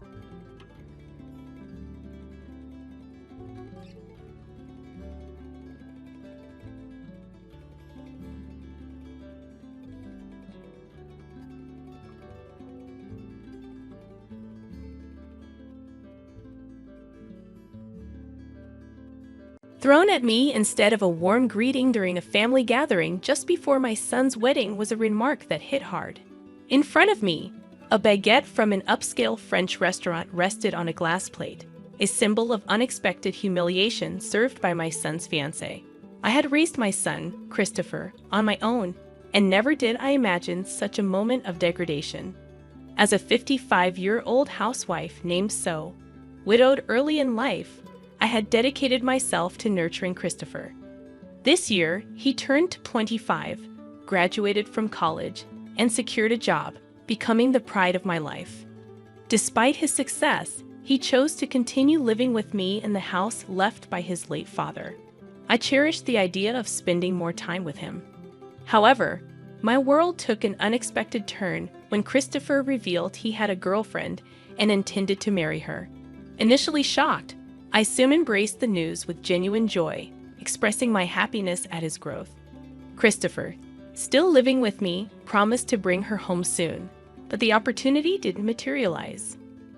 Curiosity and anticipation built up in me. And when I finally asked about her, Christopher shared some details. Her name was Roy, 4 years older than him, and she worked as a tutor from a family of teachers. The revelation surprised me, and I wondered about their relationship, but I patiently waited to meet her. Time passed, and 2 months went by without a meeting. The absence of Roy started feeling intentional. Fate intervened when, by chance, I overheard a conversation during lunch. Seated back to back with a woman, she complained loudly about her upcoming family meeting before the wedding. Intrigued, I listened as she expressed a deliberate intention to delay meeting the family, wanting to test Christopher's commitment to their relationship and prove he was not a mama's boy. The unexpected encounter left me contemplating the dynamics at play, realizing that fate could be both intriguing and frightening. She said it, and I nearly turned around. Christopher's name echoed in the air, causing a slight dizziness. Her friend's advice to Roy, "You need to be more humble," confirmed the woman loudly discussing her future mother-in-law was none other than Christopher's fiancé. Holding my coffee cup, my hand trembled, and my friend, sensing my distress, asked if I was okay. I mechanically ate the recommended dessert, my mind fixated on escaping that place as quickly as possible. Unaware of my presence, Roy continued her complaints about her fiancé's family. She belittled the concept of a single mother family, comparing it to her supposedly superior educational background. Roy labeled me a clinging mother and spoke about making Christopher abandon me after the wedding. Fear overwhelmed any anger I felt. The conflict between mother-in-law and daughter-in-law had begun prematurely. Even before the family meeting before the wedding, Roy showcased her disdain. Yet, she was the woman Christopher chose. I tried to reassure myself that there must be something wonderful about her. Back home, I attempted to calm my nerves, resolving not to tell Christopher about this incident. Alone, I stopped pushing him about the family meeting. I knew she had no intention of attending, and I refused to continuously be looked down upon by being too accommodating. Christopher sensed my change of heart, but didn't press further. "It's okay if you're busy, whenever it's convenient for you," I told him, trying to ease his burden. The wedding plans between Christopher and Roy seemed to progress faster than the family meeting. Spotting a wedding venue brochure on the living room table, I realized the countdown had begun. I contemplated speaking up about the wrong order of things but refrained for my son's sake. Making a fuss would lead to accusations of being unable to let go or being a mama's boy. Faceless accusations that would upset me. Christopher was crucial to me, but he was an independent adult. I had refrained from interfering more than necessary, demonstrating my tolerance. One morning, Christopher abruptly announced a family meeting with the parents-in-law. They had reserved a fancy French restaurant, and he wanted me to come. The meeting was scheduled in 2 days, a sudden announcement that left me a bit irritated. Shouldn't such things be planned after matching everyone's schedules? I held back my frustration, saying, "All right, I haven't formally met Roy yet, so it's good to meet her sooner." Christopher apologized for the sudden plan, but in my mind, it was Roy and her family who should be apologizing, not him. I reassured him that it's fine. On the day of the family meeting, Christopher and I arrived at the designated upscale French restaurant. I felt a bit nervous, it being my first time at such a fancy place. Christopher chuckled, acknowledging the nerve-wracking atmosphere. As we gave our name to the staff, we were guided to a private room where Roy's family had already gathered. Roy and her mother, Mara, were present. Excusing ourselves, I'd opened the door to the private room. Seated there were Mara, exuding a definite teacher vibe, and Roa, sporting slightly flashy makeup. Her dress seemed mismatched, likely chosen by Mara for the occasion. Roy and Mara remained silent until I finished my greetings, their scrutiny palpable as if evaluating me as a lesser presence. Christopher, familiar with Mara, greeted her with "long time no see." Mara chuckled, mentioning she had been looking forward to meeting the famous mother, a slight sting in her mention of single mother. Suppressing any reaction, I played it down, emphasizing Christopher's inexperience and suggesting they take care of him. Mara, contentedly nodding, maintained an air of superiority. Her demeanor hinted at how she might treat her students and their parents, an attitude I wouldn't desire for my child. She invited me to sit, yet Roy hadn't greeted me. With reluctance, I initiated conversation, prompting Roy to respond with a mocking snort, deeming repetition inefficient. Her arrogant remark stirred anger within me, but I restrained my temper. She was the woman Christopher had chosen. I feigned calmness, acknowledging her comment with forced civility, though I felt close to my limit. Mara informed us that Roy's father would be late due to work, suggesting we proceed without him. Roy then made a seemingly innocent comment to Christopher, insinuating his lack of exposure to such lavish food due to his past poverty. Christopher, unfazed, went along with her comment. I always knew Christopher to be kind and patient, but this situation seemed beyond that. Concerns about how he navigated society started to creep in. Was he possibly being taken advantage of? A parental worry nagged at me. Ignoring the odd expressions from Roy and Mara, I suggested we enjoy the feast. However, their unpleasant smiles intensified, and the reason behind their mockery soon became apparent. As the first dish arrived on a beautifully decorated plate, I couldn't help but exclaim at the sight of a simple baguette on a glass plate. Roy and Mara seemed to find this hilariously amusing, laughing heartily at my shocked expression. It turned out that the owner of the upscale French restaurant was Mara's brother, and they had collaborated to ridicule me. "The pour that suits you best," Roy said, openly mocking me. Christopher, seemingly pale, and I were left in disbelief, trying to contain my anger. I muttered about how this supposedly suited a poor person like me. Roy misinterpreted my reaction, thinking I was crying. Dismissing it, she laughed even harder. Surprisingly, Mara, who might be expected to scold Roy, only said, "Oh dear, Roy," without any intention of reprimanding her. I couldn't bear the idea of such individuals becoming part of my family. Just as I raised my bowed head, Roy's father entered, apologizing for being late. Witnessing the baguette situation, he seemed taken aback. Roy proudly explained that she had the baguette prepared, thinking I, raised in poverty, hadn't experienced such cuisine. Her father scolded her for taking the joke too far, but couldn't hide his amusement. The thought of them becoming my family was unbearable. As the father turned pale, I looked up and recognized him. Cedric, the principal of a private high school where I had been facing difficulties. I expressed my surprise, and he exclaimed in shock, revealing that he had become the principal 3 years ago.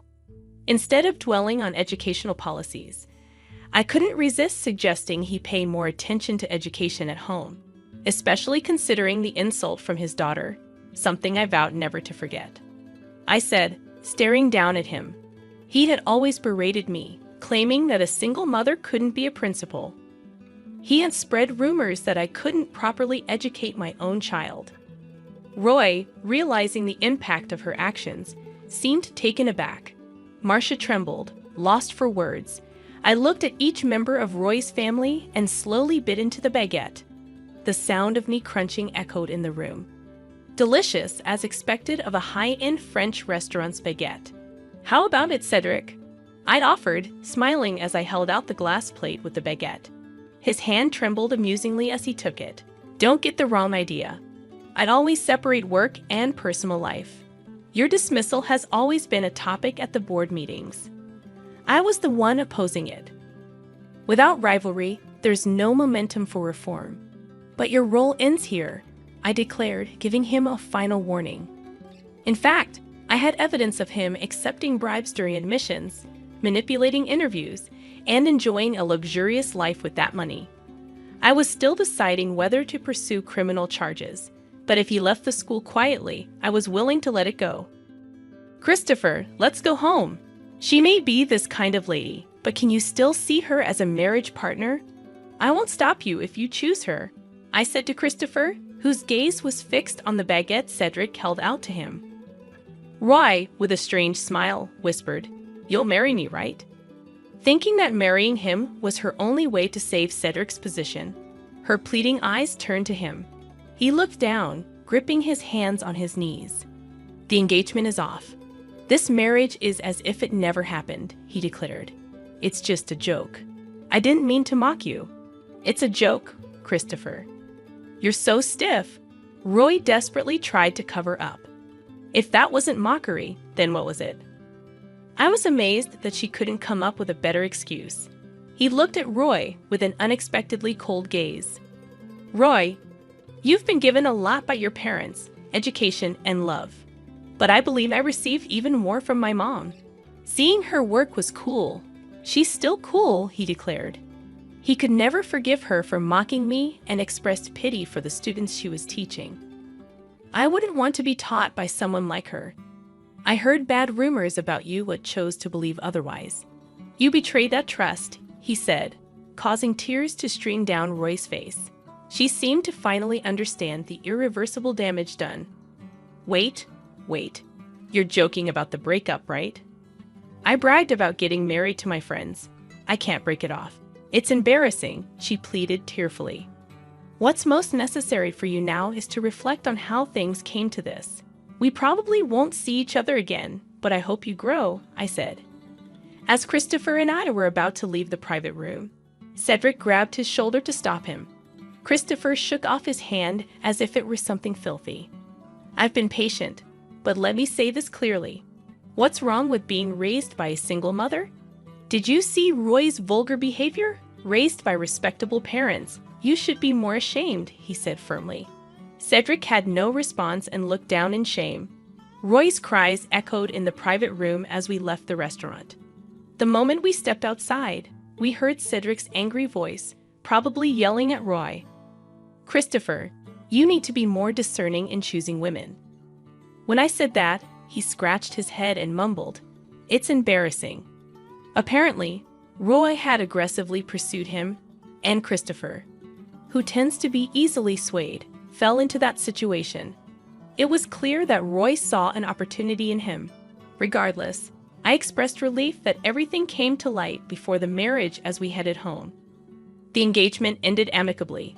Roy initially demanded compensation, but Christopher dismissed it logically, explaining to his lawyer that Roy was entirely to blame for the broken engagement. The compensation demand was dropped, and when threatened with a lawsuit, Roy quickly backed down. Perhaps her parents advised her not to escalate the situation further.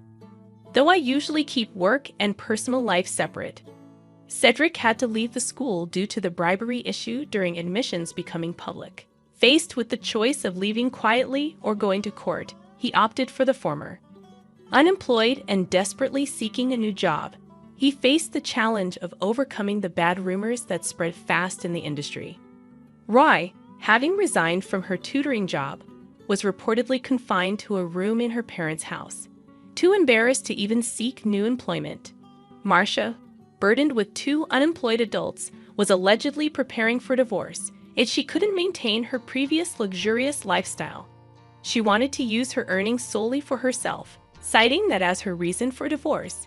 A logical decision, perhaps, but one that led to the family's downfall. While I feel a bit sorry for her, I believe it's her responsibility. Sometimes after the incident, I felt genuinely happy for the first time in a while. Christopher introduced me to a wonderful woman, a single mother working at the same place as him. She has a daughter about to turn 3, and it seems she was the one who lifted Christopher's spirits after the broken engagement with Roy. She is bright and sunny, and her daughter is fond of Christopher. Despite the roundabout journey, I am slightly relieved that Christopher seems to be on his way to building a happy family. Maybe, despite the challenges, I'll even become a grandmother.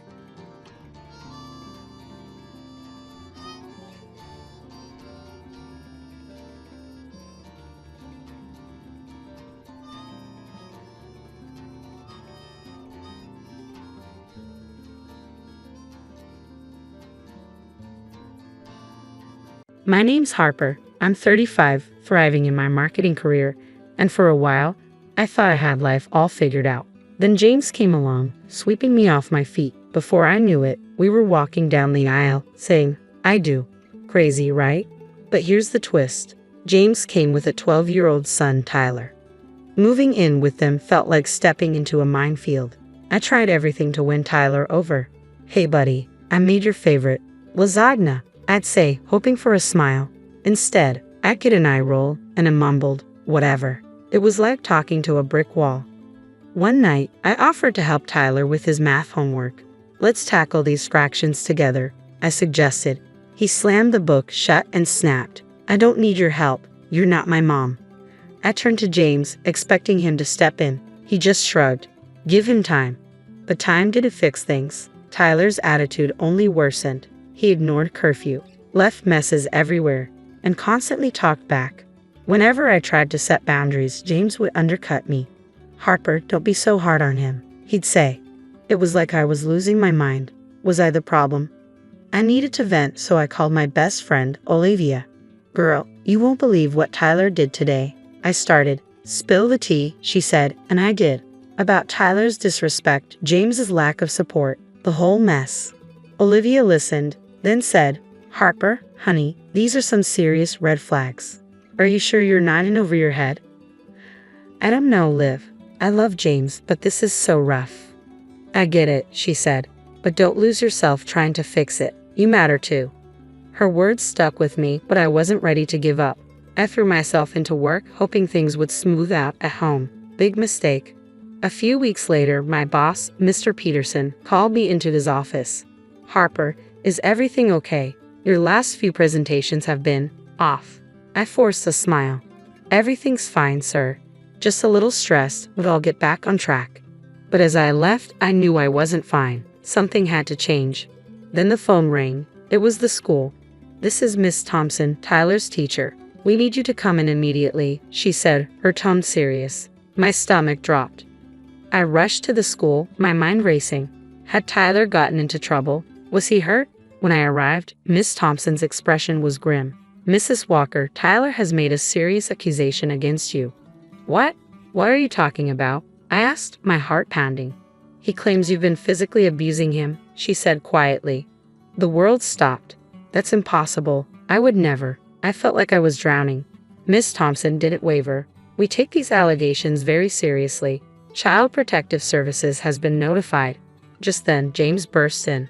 "What's going on?" Miss Thompson explained the situation. I turned to James, desperate for him to defend me. "You know this isn't true, right?" But James looked torn. He turned to Tyler. "Is this true? Did Harper hurt you?" Tyler, avoiding eye contact, nodded. "Last week, she hit me while you were at work." "That never happened," I shouted, losing my composure. A CPS worker arrived soon after. "Mrs. Walker, we'll need you to leave the family home during our investigation." "Leave?"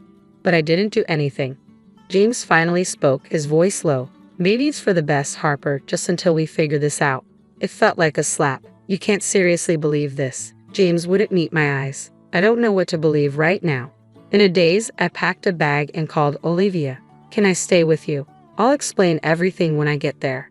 At her apartment, I broke down. Between sobs, I told her everything. "That little brat."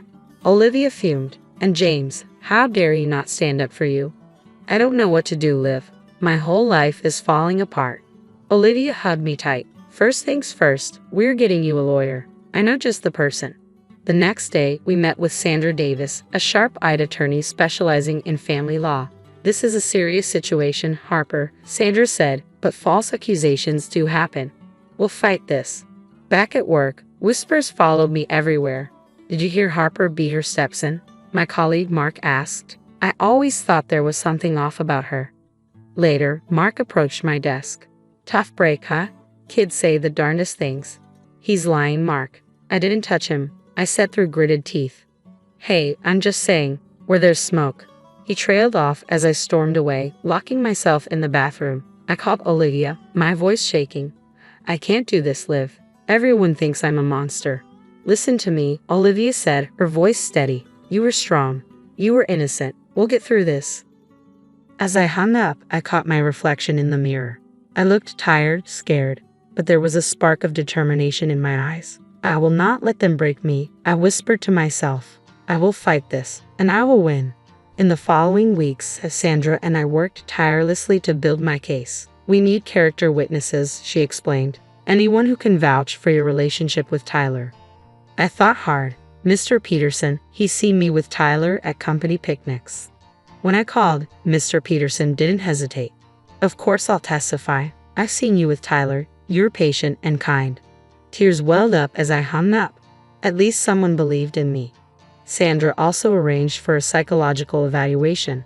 After several sessions, Dr. Ramirez concluded, I see no signs of abusive tendencies. In fact, you show a strong desire to nurture and protect. It was a small victory, but I'd take what I could get. Meanwhile, James had gone radio silent. The few times he did reach out, it was all about him. People are talking, Harper. This is really affecting my business, he said one day. I couldn't believe what I was hearing. Your business, James? My entire life is falling apart. He hung up without another word. A few days later, Olivia called, her voice tight with anger. You won't believe what I just heard. What now? I sighed. I was at Starbucks and overheard James talking to some neighbors. He was badmouthing you, Harper, saying he should have known better than to marry someone he barely knew. The betrayal stung like a physical blow. He said that. After everything I've done for him and Tyler? I'm so sorry, honey. You deserve better than this, Olivia said gently. Just when I thought things couldn't get any worse, a breakthrough came from an unexpected source. Miss Thompson, Tyler's teacher, contacted Sandra, requesting an urgent meeting. I've noticed some inconsistencies in Tyler's story, she explained, looking uncomfortable. And, well, I did some digging. This isn't the first time Tyler has made false accusations. My heart raced. What do you mean? Miss Thompson sighed. Last year, he accused a teacher of favoritism when he didn't get the lead in the school play. It was investigated and found to be completely fabricated. Sandra leaned forward. And you're just bringing this up now. I feel terrible, Miss Thompson admitted. I should have looked into this history more thoroughly before escalating things. I'm here to make it right. As the investigation deepened, more truths came to light. Tyler's school counselor revealed a pattern of manipulative behavior, often playing James and me against each other. Tyler shows signs of severe emotional neglect, the counselor explained. He creates drama to get attention. It all started making sense, the acting out, the lies, the manipulation. Tyler was crying out for help in the worst way possible, but the most shocking revelation came from Tyler's best friend, Kevin. In a moment of guilt, Kevin confessed to Sandra that Tyler had bragged about his plan. He said he was going to make up stuff about his stepmom so his dad would kick her out, Kevin admitted. He said his dad always believes him and buys him stuff to make up for it. I felt a whirlwind of emotions, anger, pity, and heartbreak. Tyler had been hurting for so long, and James had been too blind to see it. As the truth unraveled, I couldn't help but think back to all the red flags I'd ignored. How James would brush off Tyler's bad behavior, the expensive gifts that appeared after every tantrum. I should have seen it, I told Olivia over coffee. I was so focused on making things work, I missed what was really going on. You can't blame yourself, Olivia said, squeezing my hand. You were trying to be a good wife and stepmom. I nodded, a new determination settling in. You're right, now it's time to start fighting for myself. The day the case was officially dropped should have felt like a victory, but it was bittersweet. My name was cleared, but the damage was done. I couldn't go back to that house, to James and Tyler. It wasn't home anymore. I met with Sandra to discuss the next steps. I want a divorce, I said, my voice steadier than I felt. Sandra nodded, unsurprised. We'll cite James's lack of support and Tyler's false accusations. It should be straightforward. Straightforward, maybe, but not easy. Every signature on those papers felt like closing a chapter of my life I'd never get back. At work, I threw myself into every project. Mr. Peterson noticed.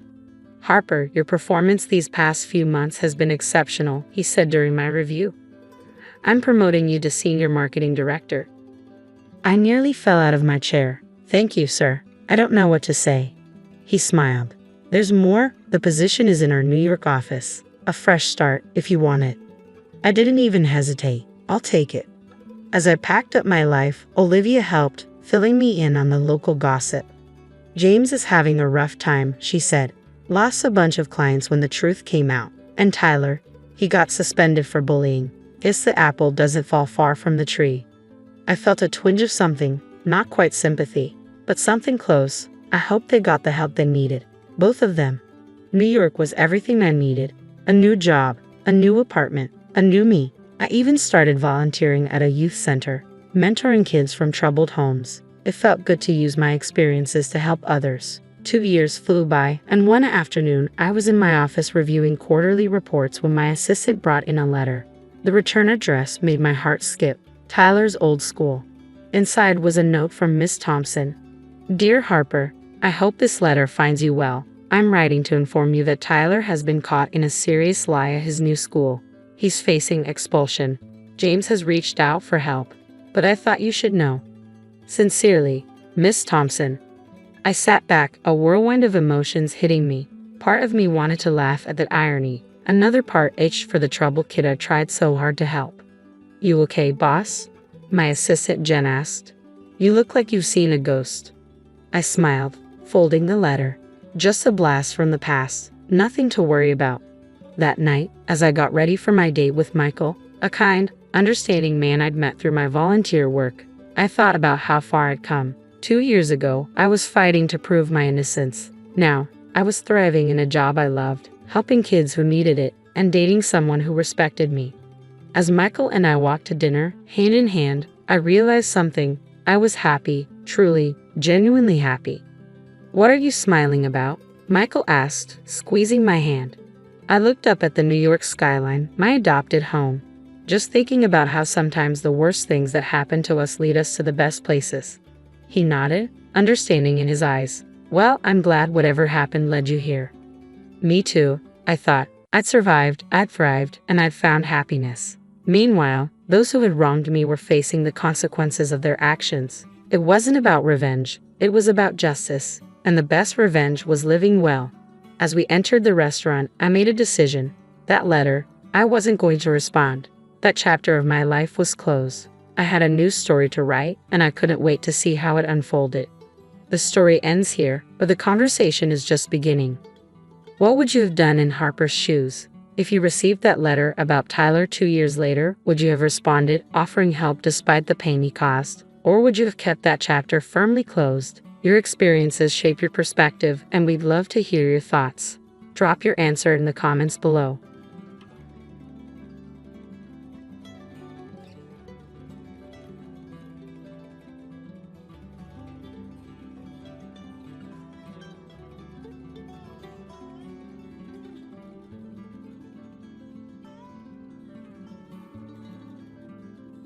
Oh no, my bank book is missing. I distinctly remember placing it at the back of this drawer. Could it be them? Despite supporting my eldest son and his wife, who have been living together for several years, they've ignored me for 3 years without even saying thank you. I simply wanted them to show a little gratitude. But it's okay now. I will never forgive them. I'm a 56-year-old retiree, having left my job to care for my unstable mother-in-law. Currently, I work from home while providing care. Although I was a few years away from retirement, I couldn't leave my mother-in-law living alone, so I decided to live with her. My husband is away on business and comes home once a month at best. But when he does, he brings lots of vegetables and Japanese sweets that my mother-in-law likes. Thank you. I'm so grateful for everything you do for me. I wish I could have fed your father too. My mother-in-law says every time she expresses her gratitude to us. My father-in-law passed away over 10 years ago from cancer, unable to eat his favorite foods in the end. My mother-in-law often regrets not having done tests earlier, and she wishes she could have fed him the delicious foods she eats now. My mother-in-law's condition varies greatly from day to day. Some days she's bedridden and barely eats, while on other days, she's energetic and goes for a walk by herself. Her unpredictable behavior often surprises me, but as long as she enjoys her days, I'm happy to watch over her. However, there's a troublesome event that occurs 2 or 3 times a month for both my mother-in-law and me. It's when my eldest son and his wife from the neighborhood show up. Mom, Grandma, long time no see. Were you well? We're starving. Can you make something to eat right away? Sorry to intrude, mother-in-law. I'm hungry, so please hurry, they demand. Tom and Catherine, who got married a year ago, frequently visit our house like this, appearing suddenly and even asking for pocket money. They seem to know when the mother-in-law's pension comes in. Hey, Grandma, today's the day your pension comes in, right? Sorry, but could you donate a little to us, the less fortunate? I think to myself, it's starting again. Every time. They don't leave until they get the money. Tom, enough is enough. What about your job? Aren't you working? Stop begging for Grandma's precious pension. However, my attempts to intervene usually end in a quarrel. I relay everything to my husband, who's away on business. He just sighs in exasperation, muttering about what a troublemaker our son is for not holding a steady job. What is he even doing? Just got married. And he's already hopeless, my husband remarks. Though he scolds our son over the phone, it seems to have no effect. This constant cycle of their visits leaves my mother-in-law and me exhausted, losing the will to do anything else. I'm tired, really. It's like they drain all my energy, I confess. Initially, we'd endured their visits, thinking it was only 2 or 3 times a month. But their frequency increased, adding to our stress. Then, in the middle of a weekday, my son suddenly arrived home. I got fired from my job, and for a while, I want to live here, he announced. He had been repeatedly absent without leave, even losing a USB containing important company data. Initially facing a pay cut, he ended up fighting with his boss and getting fired. Despite being clearly at fault, he seemed unrepentant. Seriously, none of them even do their jobs properly and act all high and mighty. That's why I hate people who act like they're elite, my son grumbled. He declared his intention to move in next week, dismissing our concerns about his grandmother's health. Despite my attempts to refuse, he remained stubborn, insisting that his decision was final. Faced with his determination, I couldn't help but sigh. If my husband were here, he would sternly scold them and send them away, but I can't stand up to them alone. Hey, Emily, is Tom moving in here? If so, should I go to a facility? I'll be in the way. And those kids aren't even working, my mother-in-law fretted. Don't worry about such things, mother-in-law. I'll make sure Tom gets a job, and he'll be leaving soon, I reassured her. I feel terribly sorry for making my elderly mother-in-law worry like this. We doted on our only son, but we never intended to raise him to be so unreasonable. The son I knew was kind and considerate, but he clearly changed after meeting his wife, Catherine. To ease my mother-in-law's worries, I offer her assurance. I reassured my mother-in-law, "You don't have to worry about anything. I intend to take good care of you." I repeated my explanation several times, and gradually the tension on her face eased. However, the day my son and his wife moved in arrived sooner than expected. Despite having separate bedrooms, we rearranged the rooms to share one, as my mother-in-law felt insecure being alone. Her desire to share a room highlighted her anxiety. Unfortunately, their behavior from the first day was appalling. "Hey, Mom, we're planning to use the entire second floor for our room. That's okay, right? From today, the second floor bathroom is ours only. You guys don't come upstairs, okay? We're still technically newlyweds, and we don't want unnecessary people coming and going, so please understand," my son announced. They even moved all the stuff from my workroom to the hallway on the same day, leaving me speechless. It became clear that if I stayed silent, they would continue to do and say whatever they wanted. My son added, "Mom, the mortgage on this house is still ongoing, right? I don't plan to pay rent until I find a job, nor do I intend to pay for groceries or utilities. So take care of it." Feeling increasingly irritated, I reluctantly responded, I see." From then on, I was ignored by my son and his wife. A week passed since they moved in, and there were no signs of my son job hunting. His wife left dirty dishes unwashed, neglected laundry, and they freely used our car without asking, leaving it full of trash and low on gas without refueling. Overwhelmed with responsibilities, my mother-in-law, who should be relaxing, ended up helping with the housework. Realizing this was wrong, I confronted my son. "Tom, are you even job hunting? You can't just stay at home all the time. Do something, at least clean up your dishes. However, he continued to ignore me. Complaining to his wife, he said, "Lately, I've been hearing these hallucinations. Just now, I heard something about job hunting or whatever. We have a place to live and food to eat, so why work? Stupid." They laughed about it, referring to my mother-in-law and me as hallucinations and ghosts. Despite our frustration, my mother-in-law and I decided to let them be for a bit longer, believing our chance for payback would come eventually. We constantly talked about them when they weren't around, discussing our options to get them out of the house and make them regret their actions. Sharing a bedroom, we spent the entire day excitedly discussing our plan in this challenging situation. I might have succumbed to depression if I were facing this alone, but being together makes it feel like we can get through it. Almost 3 years have passed since they moved in, and it's been 3 years since they started ignoring us. Perhaps they think we're ghosts. True, they haven't paid a penny for rent or living expenses. Their savings must be running out soon, right? Indeed, they might be covering their cell phone bills and dining out. But I've heard they're estranged from Catherine's parents, so financial help seems unlikely. They may ignore us now, but surely they'll come to us for help once they run out of money. We've decided that's when we'll take our revenge. It was 2 weeks after that conversation when we were busy preparing for my mother-in-law's clinic visit. I noticed my son acting fidgety since morning, not seeming hungry but searching for something. Knowing he would ignore me if I spoke, I pretended not to notice and left for the hospital. Upon returning home, I discovered my son and his wife were gone, and my bank book was missing. Thinking the worst, I went to check my bedroom. Oh no, my bank book is missing. I'm sure I put it in the back of this drawer. Could it be them? I thought. It was too much, even criminal. My mother-in-law came and asked, "Emily, what's wrong? You look pale. Did something happen?" So, I told her that Tom and Catherine stole my bank book. They took the bank book that was kept here.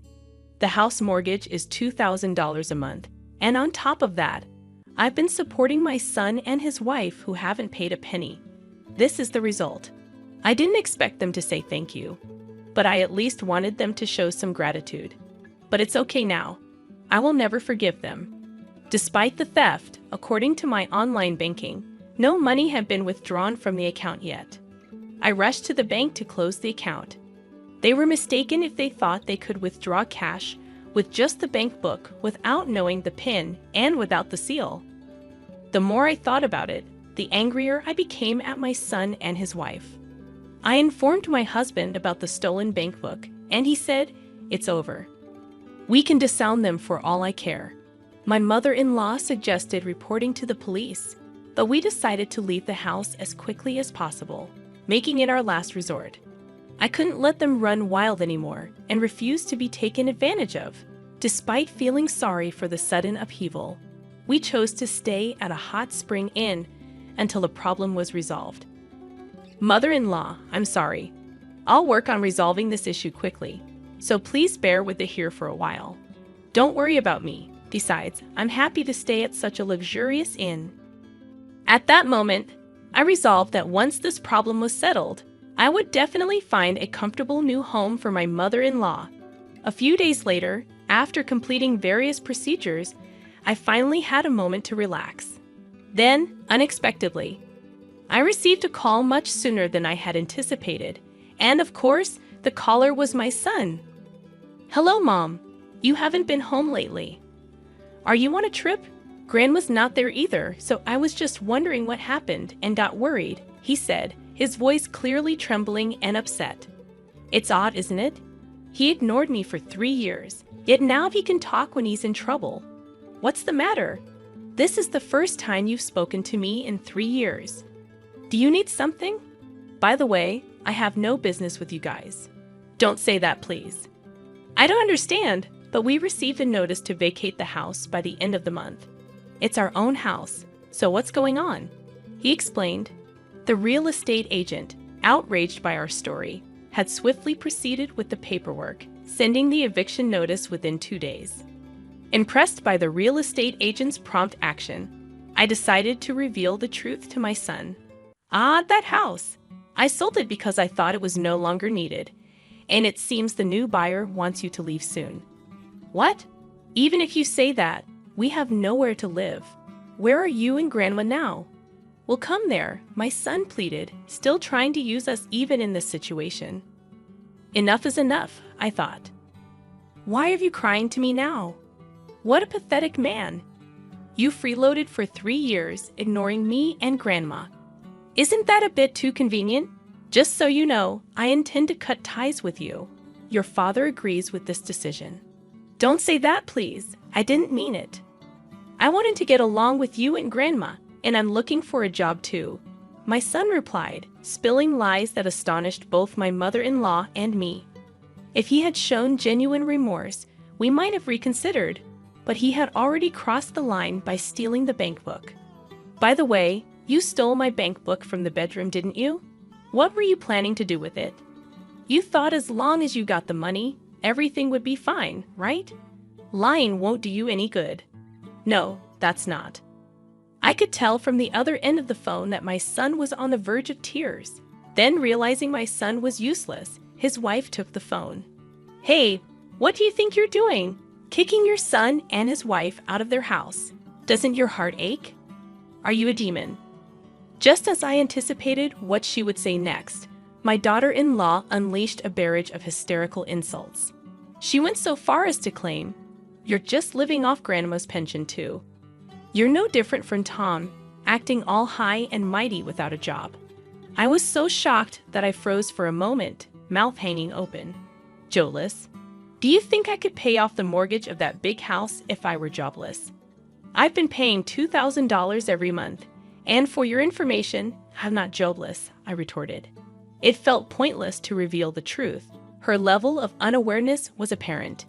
In reality, I earned about $5,000 a month from my remote work. Still, I saw no need to share these details with them. If they had seen the bank book's contents, they might have figured it out. But hey, Catherine, you're jobless too. Yet you always wear branded items. Where did you get those? I think the one acting strange here is you, I pointed out. I suspected, though couldn't confirm, that she was in debt, always carrying new designer bags and wallets. Even my son, before being fired, worked at a decent company and earned a fair salary. It seemed like she was the one who ruined everything. I have no intention of prying into your private affairs, but if you're in debt, you'd better deal with it quickly before things get out of hand. Also, please leave that house as soon as possible. I'll take my leave now. Despite having more to say, I decided to let them face their impending doom on their own. After hanging up, I ignored all the apology emails from my son. My husband, who had also been contacted, dismissed them with even colder words than I did. We have been ignored until now, but it was our turn to ignore them. They should thoroughly enjoy their hellish lives. A few months later, I heard that the couple had moved out of the house into a shabby apartment. Catherine had accumulated a significant amount of debt. Although my son tried to initiate a divorce, they decided to repay the debt together since it was also in his name. With both of them jobless, they struggled to repay and were now busy working while being chased by debt collectors. Their hellish life continued, but they should try their best to overcome it. As for me, I'm currently considering a house to live in with my mother-in-law. My husband is likely to return from his business trip soon, so we're planning to live together in a comfortable house, enjoying a peaceful and happy life.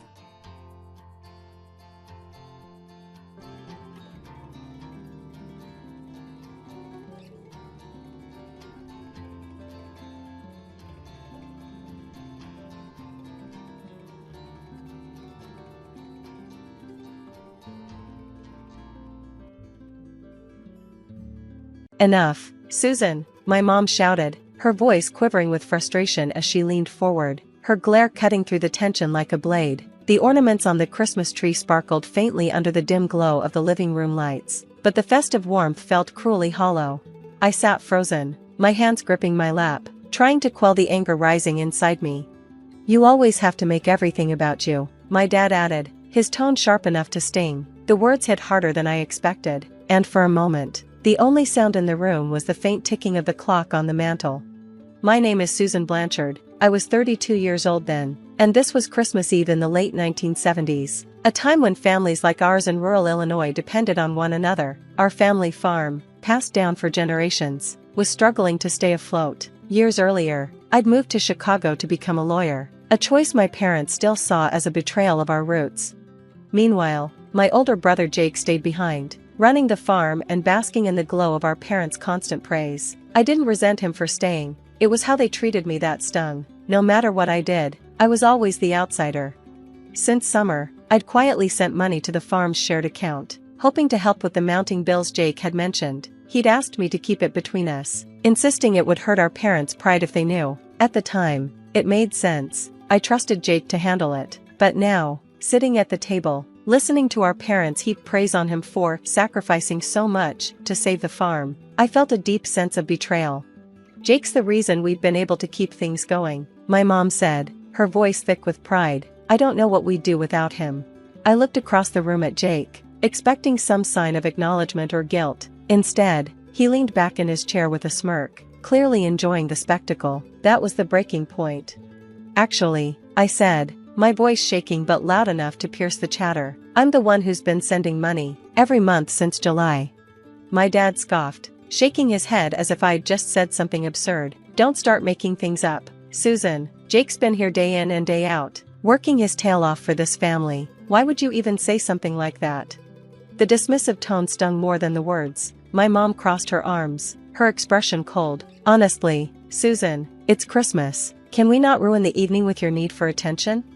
Anger and humiliation surged through me. I'm not making it up, I said firmly. I've been depositing money at the Chicago branch of the bank directly into the farm account. Every single deposit came from me. But they weren't listening. My dad waved me off with an exasperated sigh, and my mom turned to Jake, who shrugged, feigning ignorance. The frustration was unbearable. Are you really going to sit there and lie, Jake? I demanded, my voice sharp. You know I've been making those deposits. Jake didn't flinch. He leaned back, his smirk widening. I have no idea what you're talking about, Susan, he said, his tone dripping with false innocence. My blood boiled. Unbelievable, I muttered, shaking my head, but our parents didn't seem to care. My dad sighed heavily, as if I were the one ruining the evening, while my mom cast Jake a sympathetic glance, as though he were the victim. I stood, my chair scraping against the floor, and locked eyes with Jake. You know exactly what I'm talking about, I said, my voice trembling with anger. Those deposits weren't small. You've been letting our parents believe you're some kind of hero when all you've done is lie. If you don't admit it now, I'll leave first thing tomorrow, I said firmly, my voice steady despite the storm of emotions roiling inside. I'll go back to Chicago and get the proof myself. Jake shrugged, leaning back in his chair with infuriating nonchalance. You're wasting your time, Susan, he said with a chuckle. Whatever story you've cooked up in your head, go ahead and prove it. In that moment, I realized Jake didn't think I'd actually follow through. To him, this was just another family argument that would fizzle out, one where I'd eventually back down, letting him win like always. His smirk said it all. He thought I was too afraid of the fallout to take action. But that smirk only fueled my determination. I wasn't going to let him get away with this, not this time. He'd lied, taken advantage of me, and soaked up our parents' praise while treating my contributions like they didn't exist. I wasn't staying silent.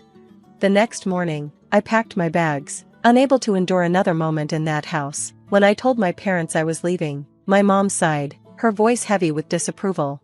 It's Christmas, Susan, she said, as if I were the one ruining everything. My dad didn't even look up from his coffee. Can't go a single holiday without causing a scene, he muttered.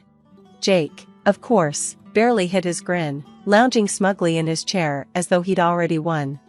I didn't respond. I wasn't staying, not with everyone acting like I was the problem. I knew the banks were closed, but I didn't care. I needed to get out of there, away from their judgment and his lies. The drive back to Chicago felt endless. The roads were eerily quiet, most people home celebrating with their families. I gripped the steering wheel tightly, the cold winter air seeping into the car, despite the heater working overtime. My thoughts churned, replaying the events of the night before. Jake didn't believe I'd actually do it. He probably thought I'd stew in silence, too intimidated by our parents' blind faith in him to act. But this time was different. I was done being dismissed. done letting him walk all over me. As I passed snow-covered fields and frozen lakes, one thing became certain: I would get the proof, and I would make sure everyone knew the truth.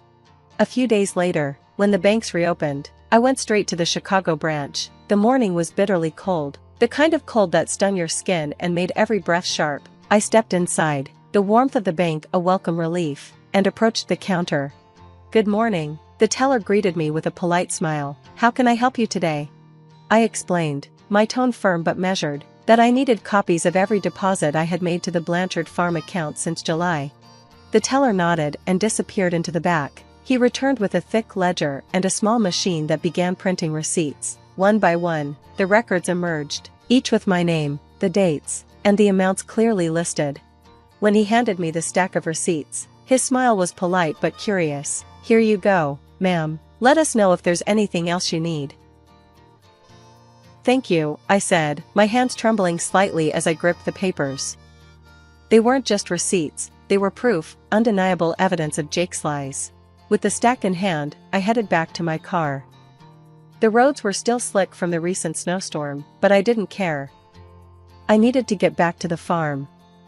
The receipts sat on the passenger seat, neatly stacked and secured under a small paperweight I'd grabbed from my desk. Every time I glanced at them, my anger reignited. Jake really thought he could get away with this, and worse, that our parents had so readily taken his side. The drive back felt longer this time, the farm seeming farther away with every mile. As I passed through quiet towns and frozen landscapes, my mind raced, replaying every dismissive comment, every smug grin Jake had flashed during Christmas Eve. By the time I pulled into the long driveway leading to the farmhouse, adrenaline was coursing through me. My hands trembled as I gripped the wheel, but I knew one thing for sure: I wasn't leaving until they saw the truth with their own eyes. I walked into the house, the receipts clutched tightly in my hand, the cold from outside still biting at my coat. My mom was in the kitchen, stirring a pot on the stove, while my dad sat at the dining table, the newspaper held in his usual grip. Jake leaned against the counter, casually eating an apple, looking as smug as ever. They all turned to face me as I entered, but I didn't wait for any of them to speak. Instead, I strode to the table and dropped the stack of receipts in front of my dad. "There," I said, my voice steady but firm. "Every deposit I've made to the farm account since July. My name, the dates, the amounts, it's all right there." My dad frowned, setting down his newspaper as he picked up the receipts. He started flipping through them, his brows furrowing deeper with each page. My mom wandered over, wiping her hands on a dish towel, her expression a mix of curiosity and skepticism. Jake stayed where he was, but I noticed his smirk falter, just for a second. This can't be right," my dad muttered, scanning the pages again. "Why would you do this, Susan?" My mom's lips thinned as she leaned in to see for herself. "Jake said he's been covering everything," she said, her tone laced with confusion and disbelief. I turned to Jake, locking eyes with him. "Well, Jake?" I asked, my voice sharp. "Are you still going to lie about it now?" Jake chuckled, tossing the apple core into the trash with a casual flick of his wrist. "Susan," he said smoothly, "I don't know where you got those, but they're not real. You probably forged them to make me look bad." His calm, mocking tone churned my stomach. I glanced at our parents, expecting, hoping, for a flicker of doubt, but all I saw was their disappointment aimed squarely at me. "Susan," my dad said, his voice low and angry, "what's gotten into you? This is a new low, even for you." My mom grabbed the stack of receipts, holding them like they were contaminated. "Did you think we wouldn't see through this?" she asked, her voice shaking. "Jake's been here every day, working to keep this farm alive, and you," she jabbed the receipts toward me, "you come back with some phony papers and expect us to believe it? You've always been so desperate for attention." The tightness in my chest threatened to break me, but I fought to keep the tears at bay. "They're not fake," I said, my voice trembling with controlled anger. "You can call the bank yourself if you don't believe me." But they didn't even consider it. Instead, they stood united in their unwavering defense of Jake. My dad tossed the receipts back onto the table like they were trash. "Enough, Susan," he said, his tone final. I stared at them, stunned by their refusal to even entertain the truth. I can't believe this, I said, my voice rising as the weight of their disbelief crushed me. Even with the proof right here in black and white, you still defend him? I've spent months helping keep this farm afloat, and all you've done is give Jake the credit and call me a liar. Jake crossed his arms, leaning against the counter with that infuriating smirk. Don't be so dramatic, Susan, he said with a shrug. You've always been jealous. This isn't any different. That was the last straw. You know what? I'm done, I said, my voice breaking with anger. Don't expect me to ever come back here. I've had enough. My mom's face tightened, and my dad shook his head in disappointment, as if I were the one in the wrong. Without another word, I turned and walked out, slamming the door behind me. The cold air hit me like a slap, but it was better than staying in that house another second. By the time I got back to Chicago, I'd made up my mind. No more bending over backward for people who refused to see the truth. The first thing I did after unpacking was call the bank. No further transfers to that account, I told the teller, my voice steady, despite the anger bubbling beneath the surface. It felt strange, like cutting a cord that had tied me to the farm for so long. But it also felt freeing, like I was finally letting go of a burden I never should have carried. At first, I thought I'd feel guilty. I didn't. Every time I thought about Jake's smug face or our parents' blind defense of him, my resolve only strengthened. Let Jake handle the farm. Let him be the hero he pretended to be. I wasn't going to keep throwing money into a place that treated me like an outsider. 6 months passed in silence. Not a phone call, not a letter, nothing. I focused on my work and tried to push the anger and hurt aside. Then, one summer afternoon, there was a knock on my apartment door. I wasn't expecting anyone. When I opened it, I froze. Standing there were my mom and dad, looking tired and hesitant. My dad cleared his throat. "Can we come in?" he asked, his voice quieter than usual. My mom clutched her purse tightly, her lips pressed into a thin line. Part of me wanted to slam the door in their faces. But curiosity won out. I stepped aside and let them in. They sat awkwardly on my couch, glancing around like they didn't know where to start. "What do you want?" I asked finally, leaning against the armrest of a chair with my arms crossed. Whatever they had to say, I wanted it out in the open.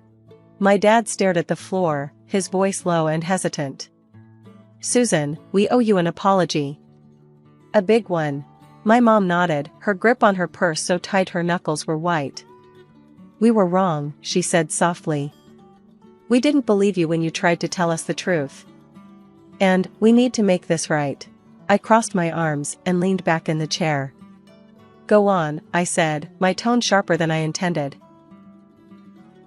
My dad let out a heavy sigh. "After you left, things started falling apart on the farm, bills piled up, equipment broke down, and the crops didn't bring in enough to keep us going. At first, we thought Jake had it handled. He kept saying he'd figure it out, but he didn't, and when we pressed him, he trailed off, glancing at my mom.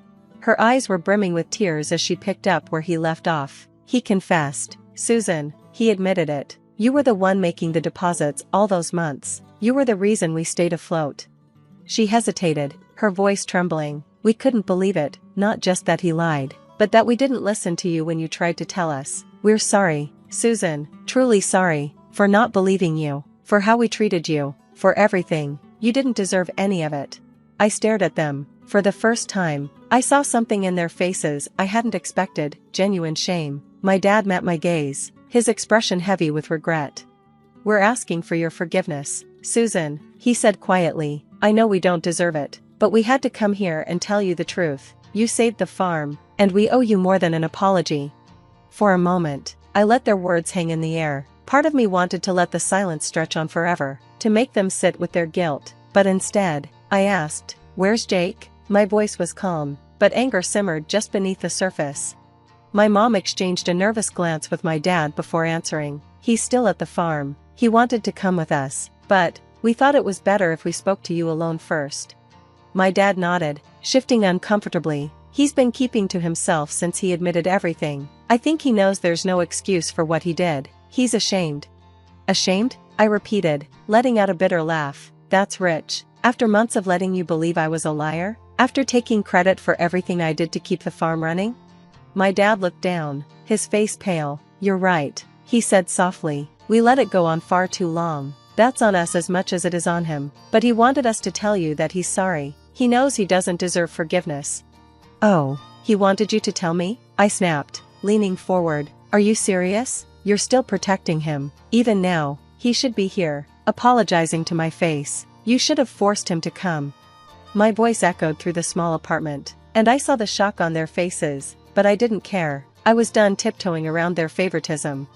My mom opened her mouth, but I cut her off. Do you even hear yourselves? He lies, manipulates, and twists everything I did into some heroic story for himself. And now, when it's time to take responsibility, you're still shielding him? What? He's too embarrassed to face me, so you're here cleaning up his mess? Do you realize how insane that sounds? My dad shifted uncomfortably, gripping his knees. We thought this would be easier for everyone, he muttered. Easier for who? I shot back. For Jake? For you? Because it sure as hell isn't easier for me. Neither of them had a response. My mom looked down at her hands, nervously twisting the strap of her purse, while my dad stared at the floor, his jaw tight. The silence between us stretched, heavy and suffocating, until finally, my dad stood. You're right, he said quietly, not meeting my eyes. We should have brought him. We should have made him face you. I don't know why we didn't. Maybe because we've been making excuses for him for so long. It's just what we do. My mom followed his lead, clutching her purse to her chest. She looked at me with watery eyes, her voice barely above a whisper. We're sorry, Susan. You deserved better from all of us. Without waiting for a response, they walked toward the door. My dad opened it, pausing for a moment to glance back at me, his face filled with regret. Then they were gone, the door clicking shut behind them. For a long time, I just sat there, the weight of their shame hanging in the room like a ghost. For the first time in my life, it felt like they finally saw the truth. A week later, there was another knock at my door. When I opened it, my stomach turned. Jake was standing there, hands stuffed in his jacket pockets, looking as miserable as I'd ever seen him. Susan, he said, his voice low and hesitant. Can I come in? For a moment, I considered slamming the door in his face, but instead, I stepped aside, letting him in without a word. He stood awkwardly in the middle of the living room, shifting his weight from one foot to the other. He didn't sit or take off his jacket. Finally, he spoke. I came to apologize, he said, his voice barely above a whisper, for everything, for lying, for taking credit for the money you sent, for letting mom and dad treat you the way they did. His voice cracked, but I stayed silent, waiting. I don't have an excuse, he continued. I was jealous of you, Susan. I've always been jealous. You've done so much with your life, and I stayed behind. I thought if I could keep their approval, I'd feel, I don't know, important, but it was wrong, all of it. Jake's voice broke completely, and before I could say anything, he dropped his head into his hands and started to cry, big, heavy sobs that shook his entire body. It wasn't the kind of crying you fake. It was raw, filled with shame. For a moment, I just stood there, unsure of what to say or do. After that day, something shifted. My parents didn't call right away, but when they did, their tone was different. No defensiveness, no excuses. My dad mentioned they'd started handling the farm finances themselves. My mom let it slip that Jake was working to make things right. It wasn't everything, but it was enough. As for Jake, he stayed out of my way after that apology. He didn't try to fix things too quickly, which was fine by me. Trust isn't something you rebuild overnight. But knowing my family finally saw the truth, and the hurt they'd caused, was enough to give me a little peace.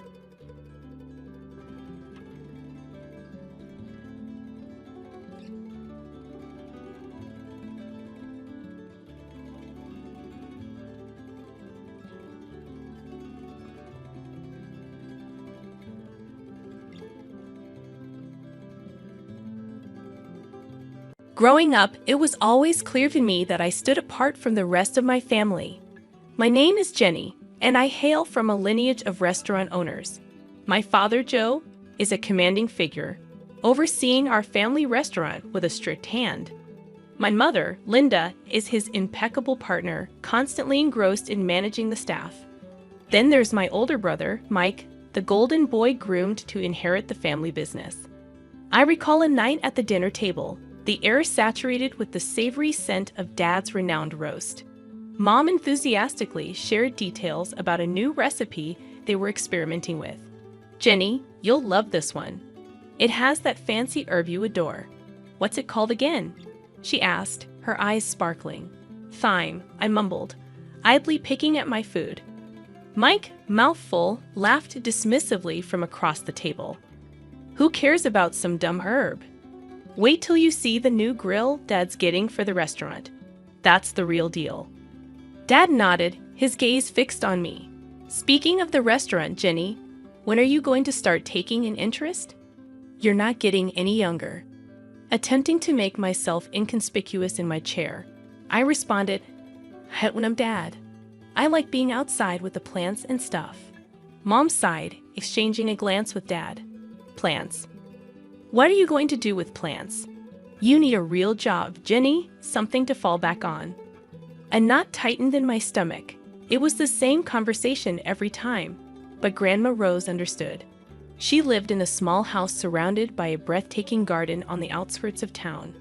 Grandma Rose was different from my parents, gentle and patient. One day, as I found her in the garden, hands immersed in the soil, she smiled brightly. "Jenny dear, come help me plant these tulips." Sitting beside her, feeling the cool dirt on my hands, I confided, "Grandma, why don't Mom and Dad understand? I love being here with the plants." Grandma Rose wiped her brow, looking at me with wise eyes. "Your parents just want what's best for you, Jenny, but they don't see the world the same way we do. There's magic in these plants in the earth. It's okay to be different." I clung to Grandma Rose's words, even as the pressure from my family intensified. High school graduation marked a crossroads. The house buzzed with excitement over Mike's plans to join Dad at the restaurant. Amidst it all, I felt like a spectator in my own life. One evening, as we gathered in the living room, Dad spoke passionately about expanding the restaurant, eyes gleaming with ambition. Mom turned to me, her voice sharp. "And what about you, Jenny? Ready to step up, handle the front desk, learn the ropes?" Taking a deep breath, I mustered the courage to speak my truth. "Actually, I'm not going to work at the restaurant. I'm going to study landscape design." The room fell silent. Dad's face turned red, and he barked. "Landscape what now? That's no career for you. You're a part of this family, and the restaurant is our legacy." Mike sneered. "What are you going to do, plant flowers for a living?" My cheeks burned, but I held my ground. "Yes, that's exactly what I'm going to do. I'm good at it, and I love it." Mom's expression wavered between confusion and concern. "Jenny, be sensible. You can't make a living off playing in the dirt." I rose to my feet, a surge of defiance coursing through me. "It's not just playing in the dirt, Mom. It's creating something beautiful, something real. I'm not asking for your approval, but I am telling you, this is my decision." Dad slammed his hand on the table, his voice booming. "If you choose this foolishness, you're on your own. Don't expect any help from us." A knot tightened in my stomach, but my voice remained steady. "Fine, I'll do it on my own." Grandma Rose, who had been quietly knitting in the corner, finally spoke. Her voice was calm but carried weight. "Joe, let the girl follow her heart. She's got a gift, and it would be a sin to waste it." Her eyes fixed on Dad. Dad let out a frustrated grunt, turning away. "Fine, do what you want, but don't come crying to us when it all falls apart." I turned to leave the room, my heart pounding. Mike called out after me, his voice dripping with sarcasm. "Good luck, gardener. Let's see how far those flowers get you." Stepping into college life felt like diving into deep water, thrilling yet daunting. I, Jenny, was far from the familiar paths of my family's expectations, ready to carve my own way in the world of landscape design. I still remember the buzz of the first day in class, the room swirling with the energy of eager students. I found a spot in the back, trying to shrink into the shadows. That's when Zoe, a girl with fire engine red hair and eyes full of mischief, dropped into the seat next to me. "Hey there, nudie. I'm Zoe, a first-timer in landscape design." I gave a shy nod. "Yeah, I'm Jenny. It's all a bit overwhelming." Zoe's laugh was loud and genuine. You'll fit right in. Wait till you get your hands into the real dirt. It's epic. What dragged you into this world?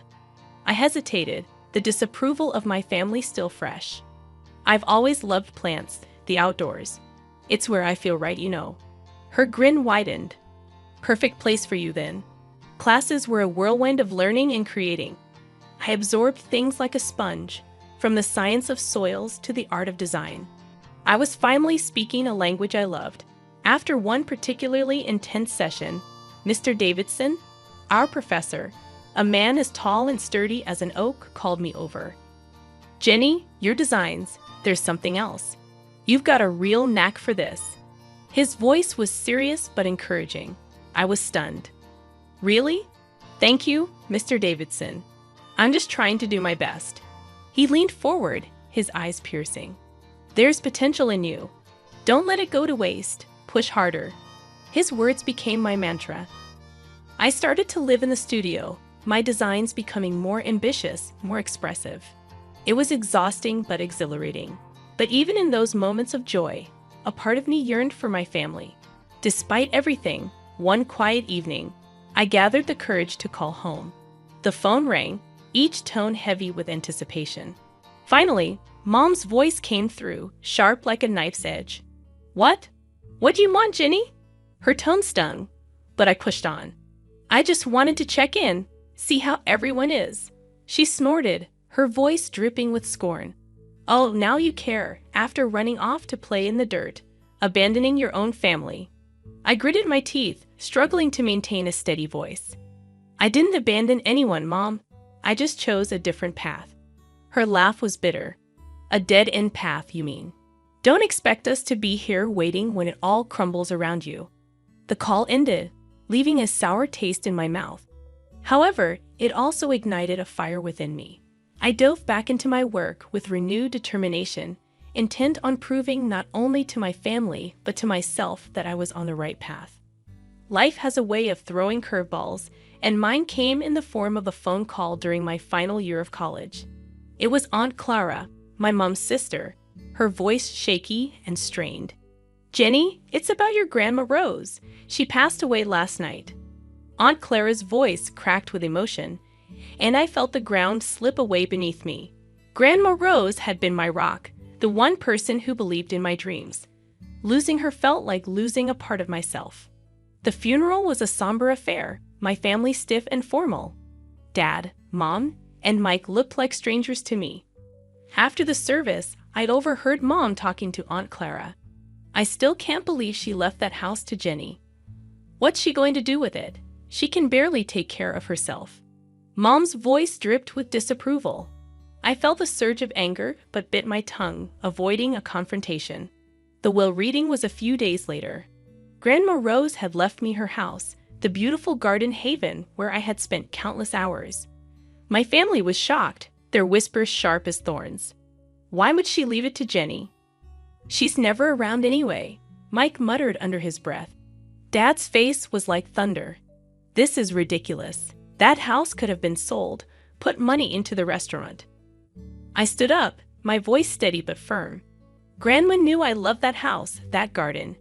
It was where we spent so much time together. I'm going to keep it, just as she wanted." Mom's response was cold and harsh. "So you're just going to live there alone, playing in the dirt? What a waste." Their words stung, but I had made up my mind. I moved into Grandma's house, immersing myself in the garden she had loved so dearly. I started renovating the place, pouring my heart into every plant, every flower bed. As the months passed, I transformed Grandma's garden into something truly special. It became my sanctuary, a place where I could be myself away from the judgment and expectations of my family. The day the invitation to Mike's wedding arrived at my doorstep was a day of mixed feelings. It was a fancy piece of paper with golden letters against a white background, representing a part of my life I had left behind. Staring at it, a storm of emotions churned inside me. I decided to go, but on my terms. I dressed in a way that felt true to me, elegant but simple, a far cry from the dirt-stained clothes they remembered. Entering the restaurant, the sights and sounds of my past life engulfed me. I spotted my family across the room, Mom, Dad, and Mike, all decked out, looking like a picture-perfect family. Bracing myself, I walked over. "Jenny, I didn't think you'd accept the invitation." Mom's voice was sharp, cutting through the noise. "I came to see Mike get married. It's a family event, isn't it?" I replied, trying to keep my voice level. Mike glanced at me, his smirk familiar and unwelcome. "What's the matter? Ran out of bushes to trim? Decided to play dress up for a change." I felt a familiar sting, but I brushed it off. "I'm just here to wish well, Mike." It was then that his bride, a tall woman with a haughty look, chimed in. "Oh, this is the infamous gardener sister. Did you manage to scrub the dirt from under your nails, dear, or is it your natural look?" Her words, sharp and mocking, hung in the air. I clenched my jaw, refusing to let her see how deep they cut. "I clean up just fine, thanks for asking." "Congratulations to you both." Dad's eyes were cold, his voice colder. "Your being here doesn't erase the past, Jenny. You chose your path." Their words were like thorns, but I had grown a thick skin. "I'm not here to rehash old arguments, just wanted to wish Mike a happy married life." I was quickly ushered to a small table in the corner, away from the family. Sitting there, I could feel the curious stares and hushed whispers. "That's the gardener," they whispered, "the black sheep of the family." But as I sat there, a sense of pride welled up in me. Yes, I was the gardener, the one who had dared to follow her own path. I was no longer the shy, unsure girl they remembered, but a woman who had found her strength, who had bloomed in spite of them.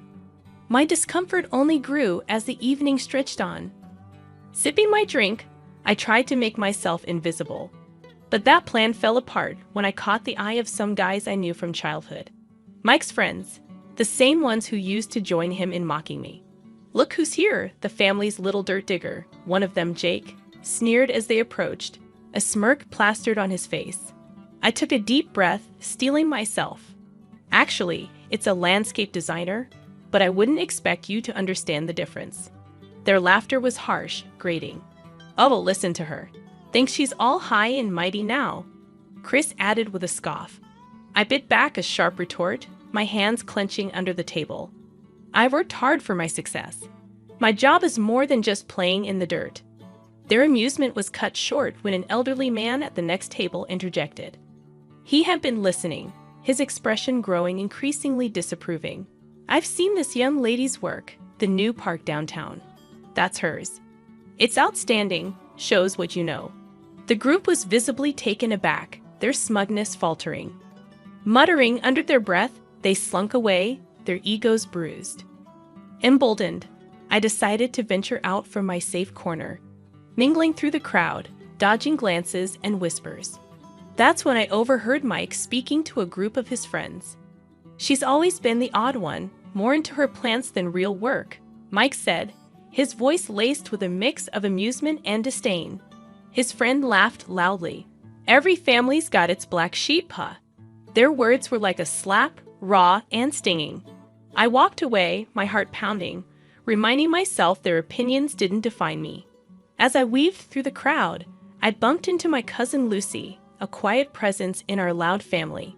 "Hey, Jenny, I've seen some of your designs. They're really something," she said, her voice sincere. I managed a small smile. "Thanks, Lucy. It means a lot, especially today." Lucy looked at me, her eyes understanding. "I never agreed with how they treated you. You're doing amazing things. I'm glad you stuck to your path." Her words were a small comfort amidst the thorns of the evening. We chatted briefly, a momentary respite from the tension. As Lucy drifted away, I returned to my corner, feeling the weight of the evening. The loud music, clinking glasses, and bursts of laughter around me felt like they were happening in a different world. I sat there, sipping my drink, longing for the celebration to end. The wedding night was winding down, its fancy aura overshadowed by my own tangled feelings. Just when I thought the night couldn't get any more surreal, the mayor, a distant relative of Mike's bride, took the stage for his speech. "Ladies and gentlemen, it's a delight to be here," he began, his voice booming across the room. "But tonight, I want to highlight a special guest among us, a true star in the world of landscape design, Jenny. Hearing my name, I nearly choked on my drink. I stood up hesitantly, feeling like a deer caught in headlights. The mayor beamed at me. Jenny here is the brilliant mind behind the transformation of our city park. She's a celebrated landscape designer who's won multiple awards for her incredible work. Let's give her the recognition she deserves. The room erupted into applause, a sound that felt foreign to me.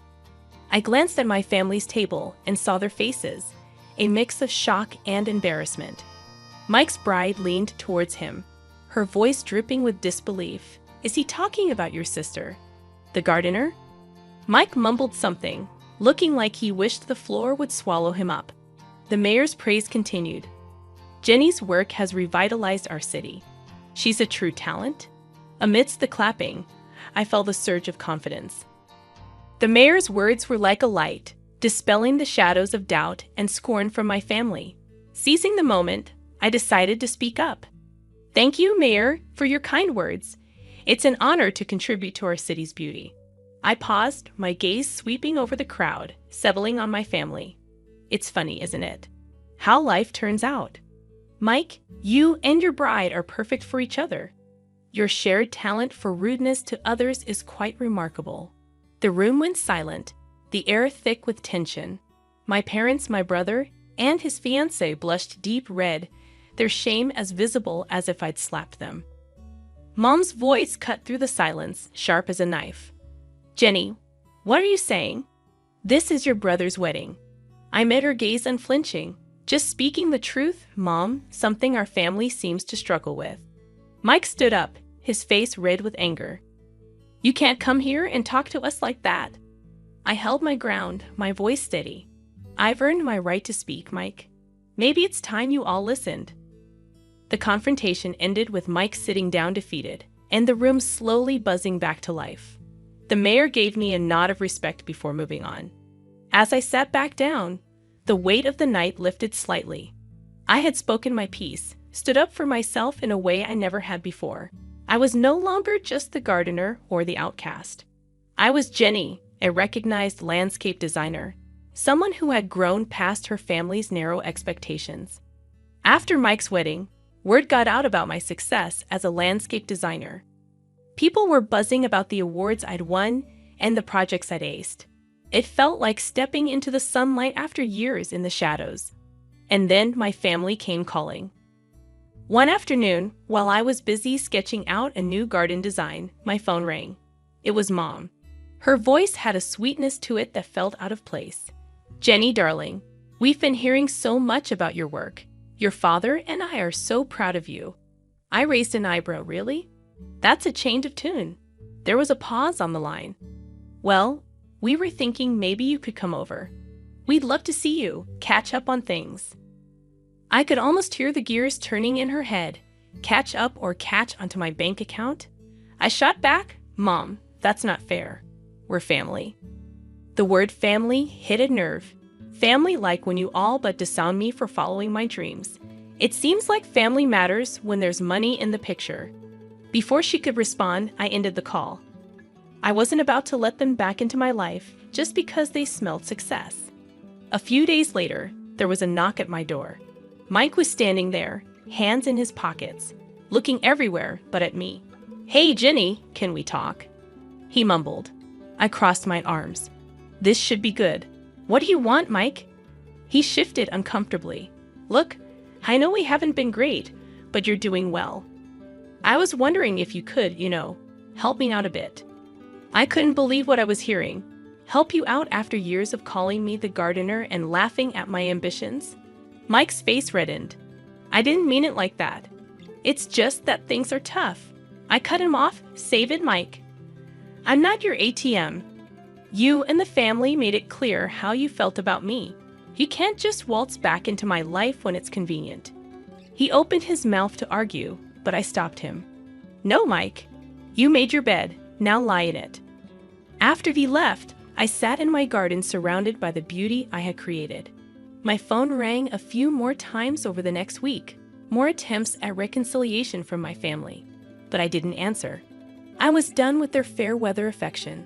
I had built a life for myself, one that didn't need their validation or their greed. I was thriving in my own right, and that was all that mattered. They had chosen their path, and I had chosen mine. As I looked around at the plants and flowers that were a testament to my hard work and passion, I realized I had everything I needed right here. I was happy, successful, and free from the toxic ties that had once bound me. This wasn't just the end of a chapter. It was the beginning of a whole new book, my book. And I was going to make sure it was a bestseller, written on my own terms, in my own style. The new growth in my life was just starting, and I was ready for whatever came next.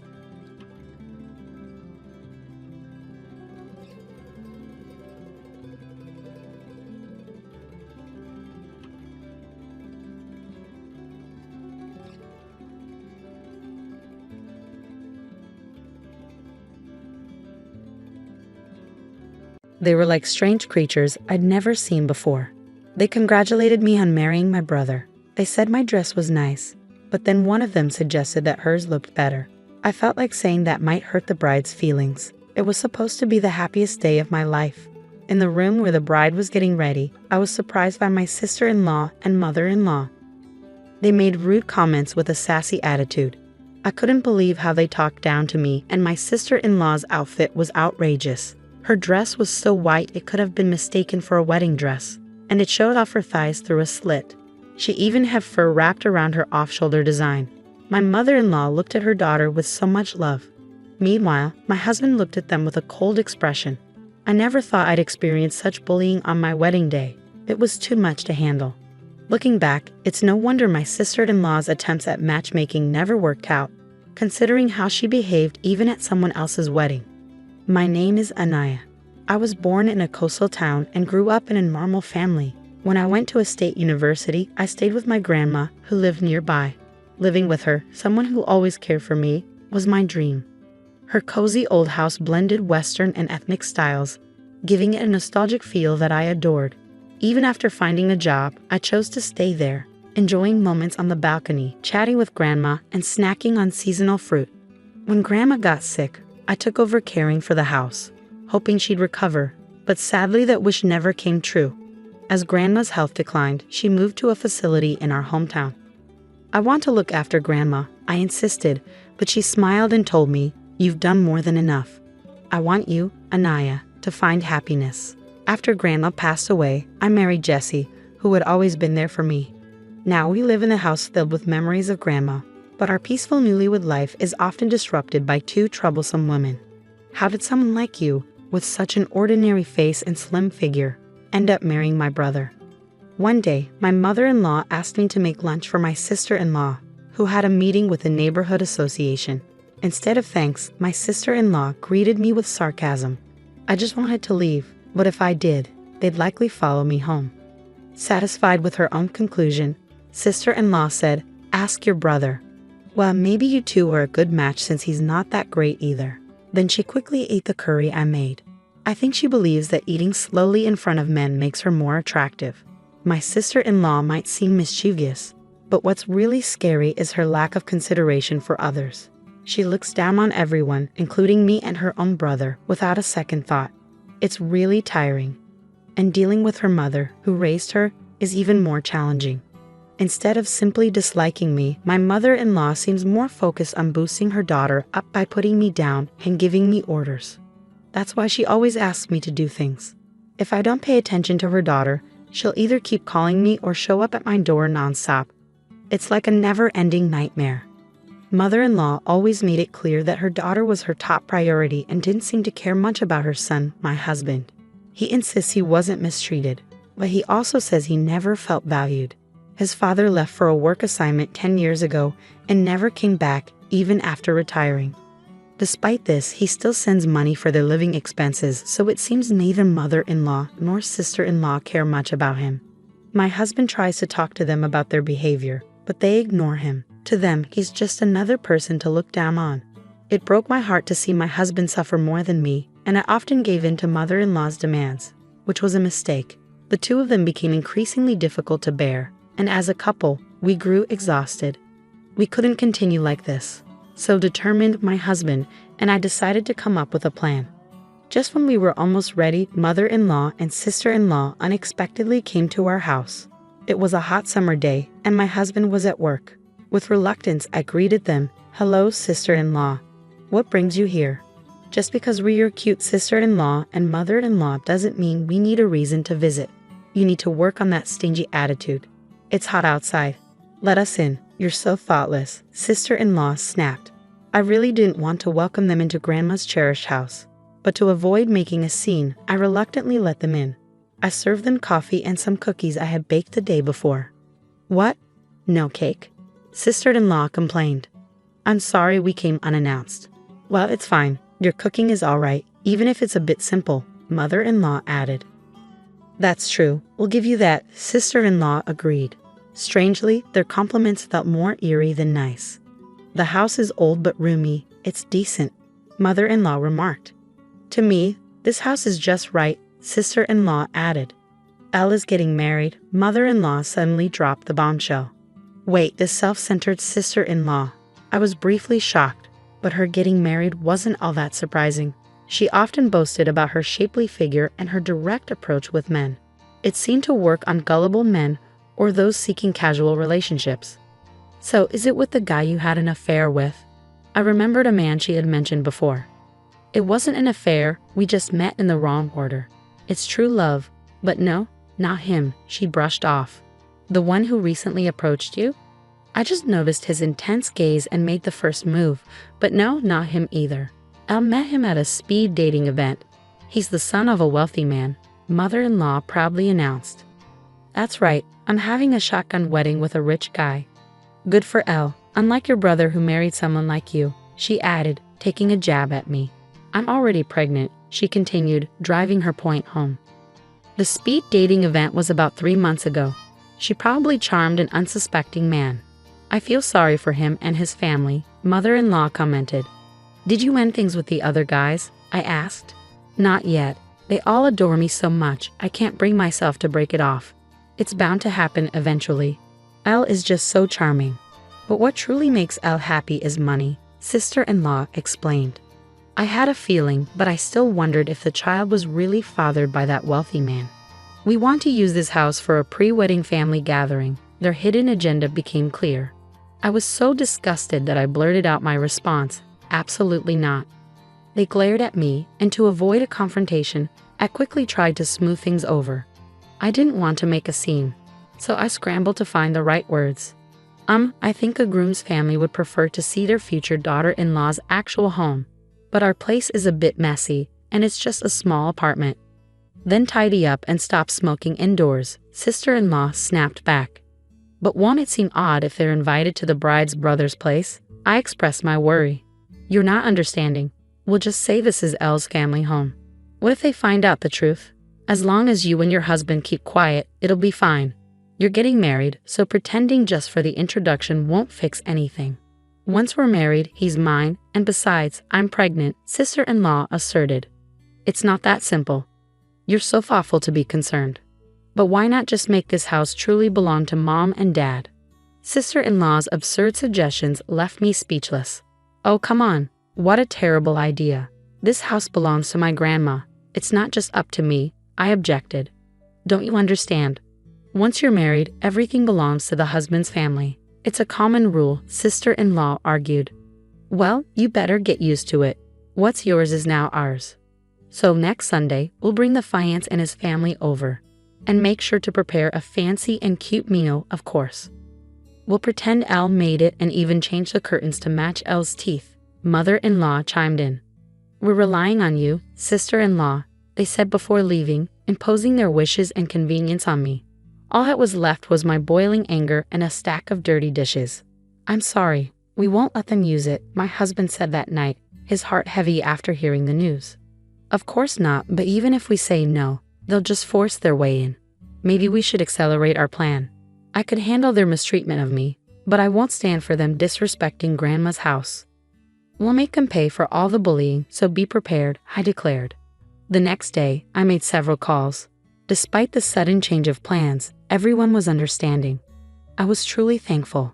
Once everything was arranged, I called mother-in-law. "Mother-in-law, I want to make sure Elle's wedding is perfect. Can we have a bit more time? We're planning to renovate to make it just right for the couple, I proposed. Anaya, I misjudged you.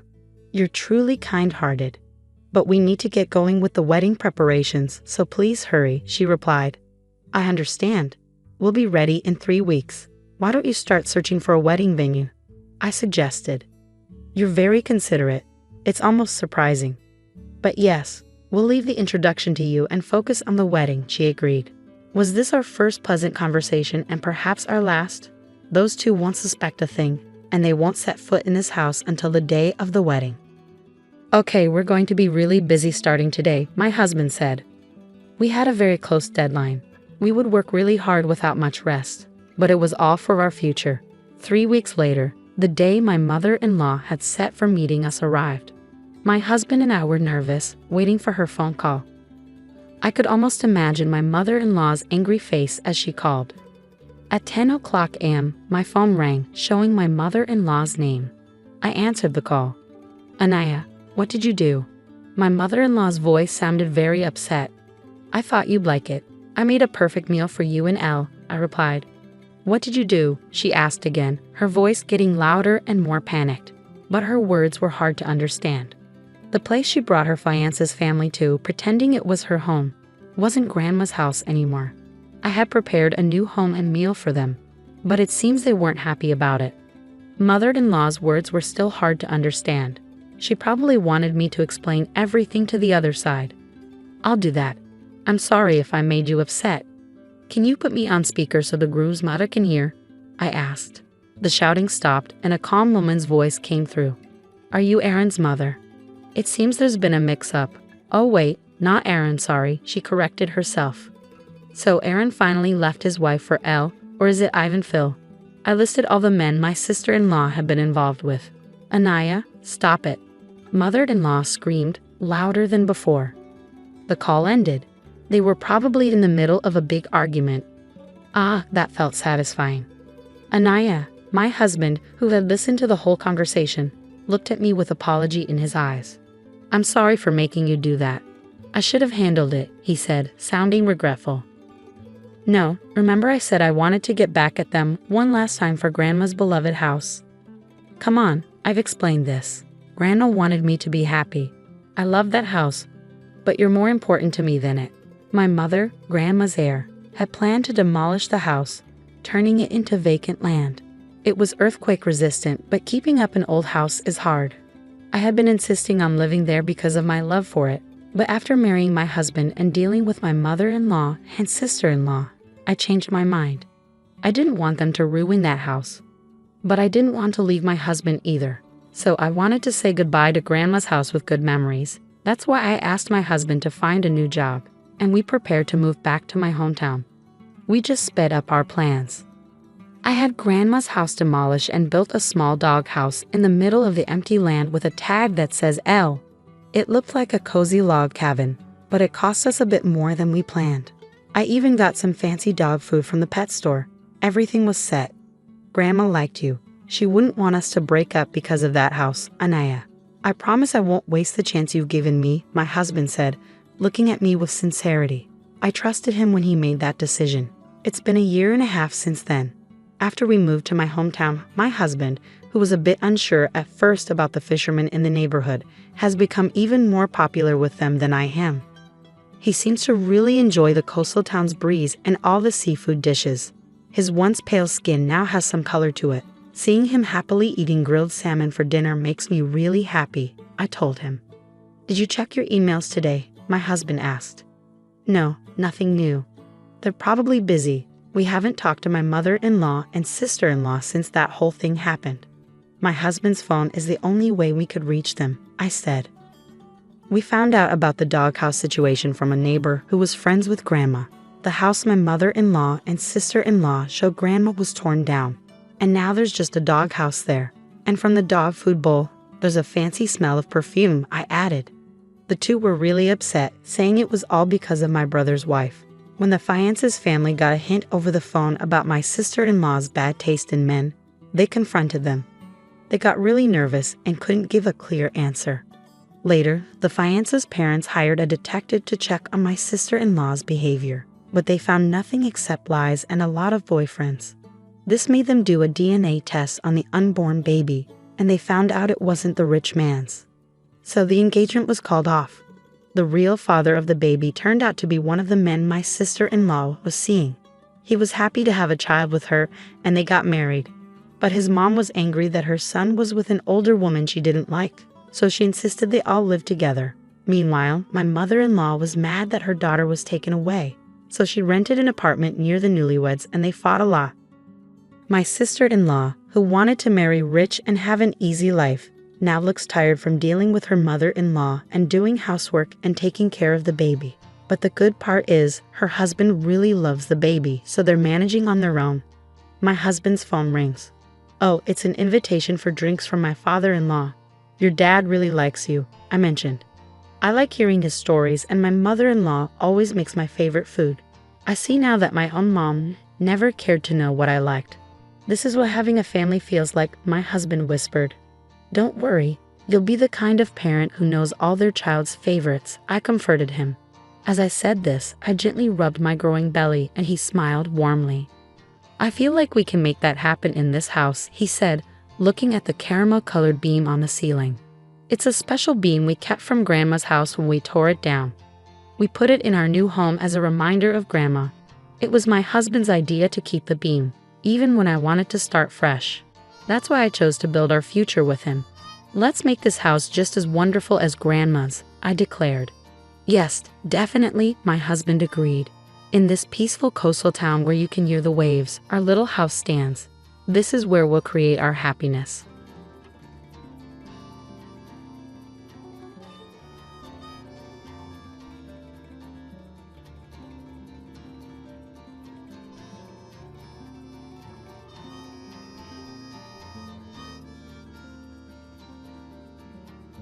I'm Karen, a 25-year-old employee.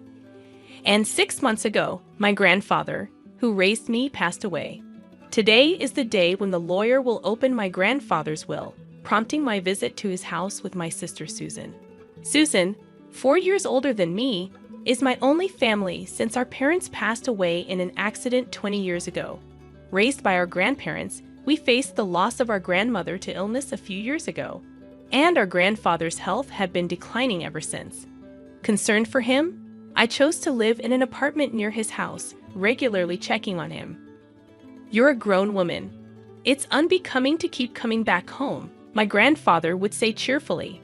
But despite his words, I continued my visits.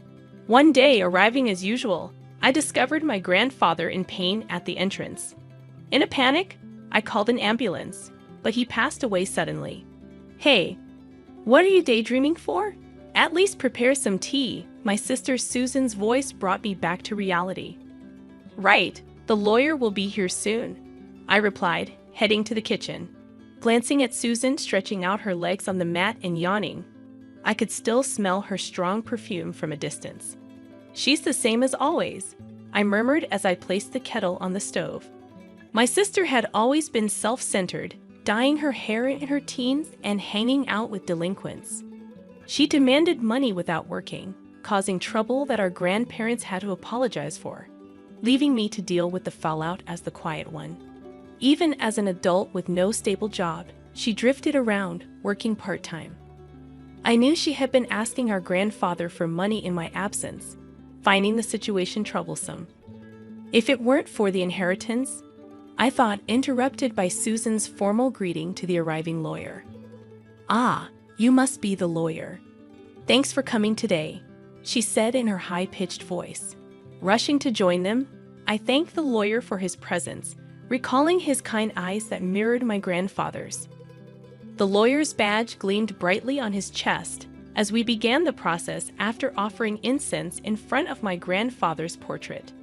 He took a sip of the tea, marking the beginning of a significant and uncertain chapter in our lives. I retrieved my grandfather's will, a document entrusted to him while he was still alive.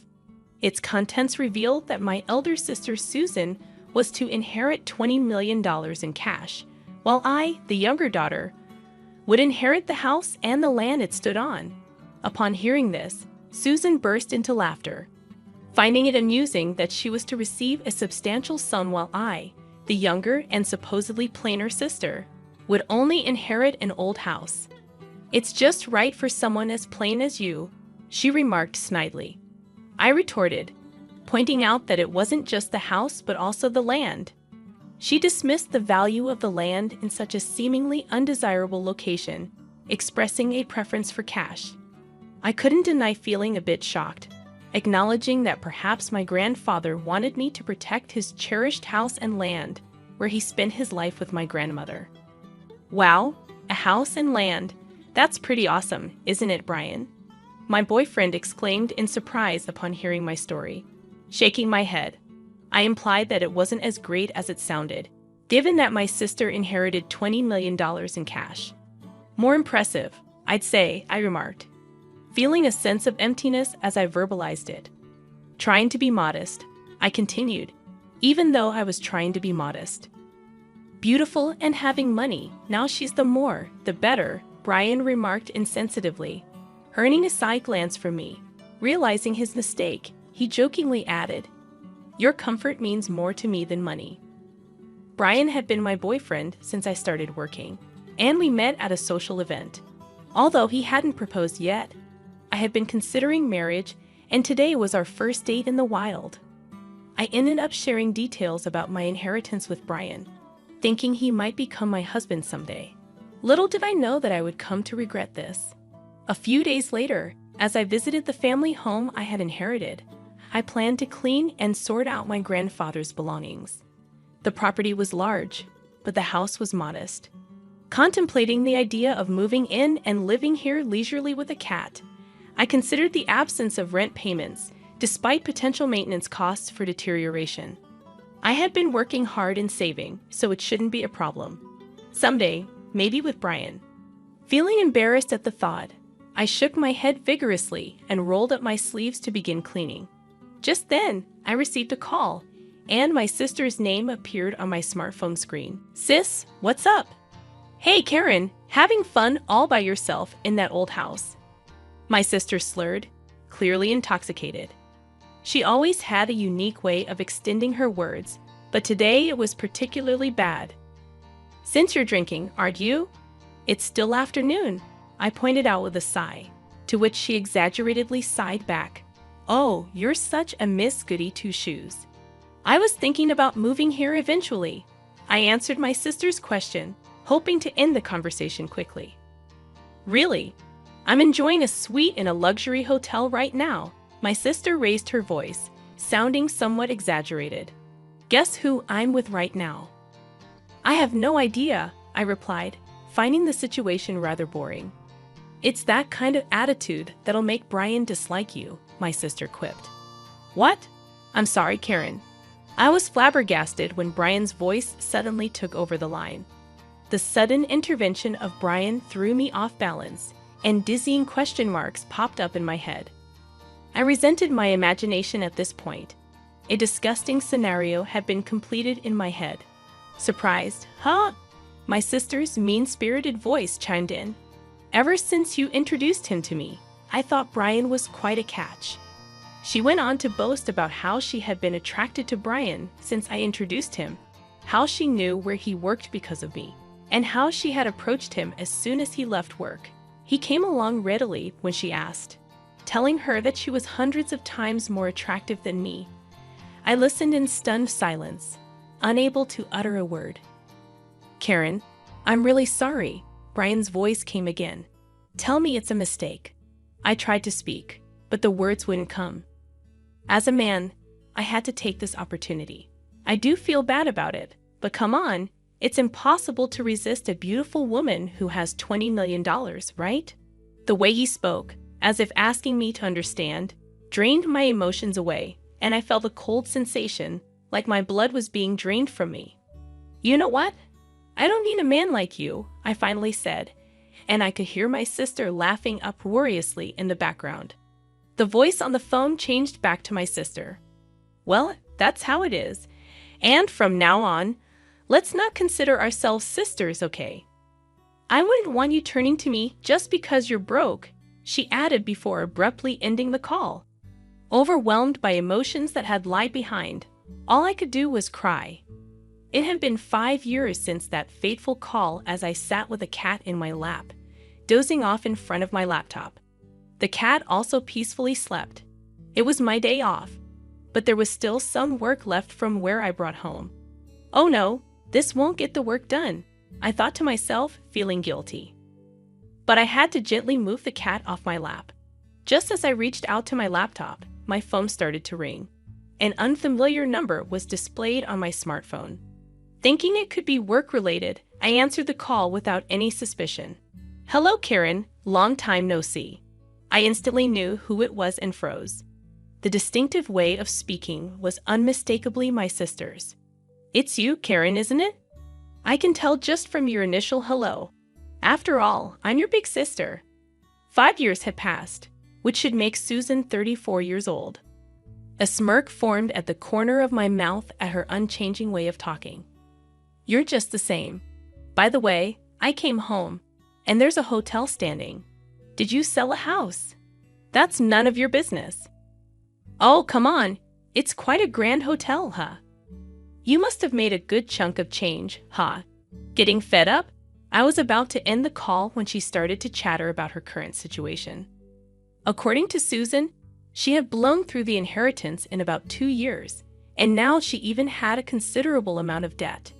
Even Brian, who she's still hanging around, seemed to be drowning in debt. I was speechless. Honestly, I couldn't care less. "So, lend me some money," Susan requested, yelling. But I answered calmly, "I've always wondered why Grandpa distributed his estate that way. But on the day you took Brian from me and cut ties, I understood." I started talking slowly, reminiscing about 5 years ago when Brian broke up with me, leaving me crushed. After crying my heart out, I sat dazed in my room, staring into space. "I'm such a fool," I murmured, and large tears began to spill again. My gaze fell on a painting I had made as a child and had gifted to my grandfather. He had framed it and kept it hanging lovingly. Rising unsteadily, I picked up the painting. "Grandpa." As I continued, my emotions swelled, and I started to cry. I recalled the notes my grandfather and I used to exchange on the back of that painting, like a family journal. Knowing that I was to inherit the house, he probably figured. I found this note. "I'm glad I noticed," I said, shuddering at the thought that I might have left it unnoticed. I reached for a sheet of notepaper that had fallen from the back of the frame, with the note addressed to me. The date on the letter was just before my grandfather passed. "I knew you'd definitely notice this letter. Right now, you're probably wondering why I distributed my estate in such a manner," I read aloud. "Cash to you, a sister, and an old house and land for you." It may seem like I favored Susan, but that's not the case, the letter revealed, finally answering the question that had been bothering me. Despite any claims of favoritism, I wanted to leave most of my estate to you, bouqueted for me till the end. I finally understood what had been bothering me, and I continued to read the letter. But Susan would not be satisfied with a regular division. This child, even as her grandfather, I must admit, she's terribly greedy. "Exactly, Grandpa," I whispered in agreement, though he couldn't hear me. "She even took my boyfriend from me. That's what I want to tell him in my heart. That's why I arranged it this way," I read. While Susan may appear to have received the better deal at first glance, she won't pay attention to your share. According to Grandfather's letter, the value of this land in our area is continuously increasing due to ongoing urban development. As of the time I'm writing this, it's not worth Susan's $20 million yet, but the value of this land will surely increase in the future.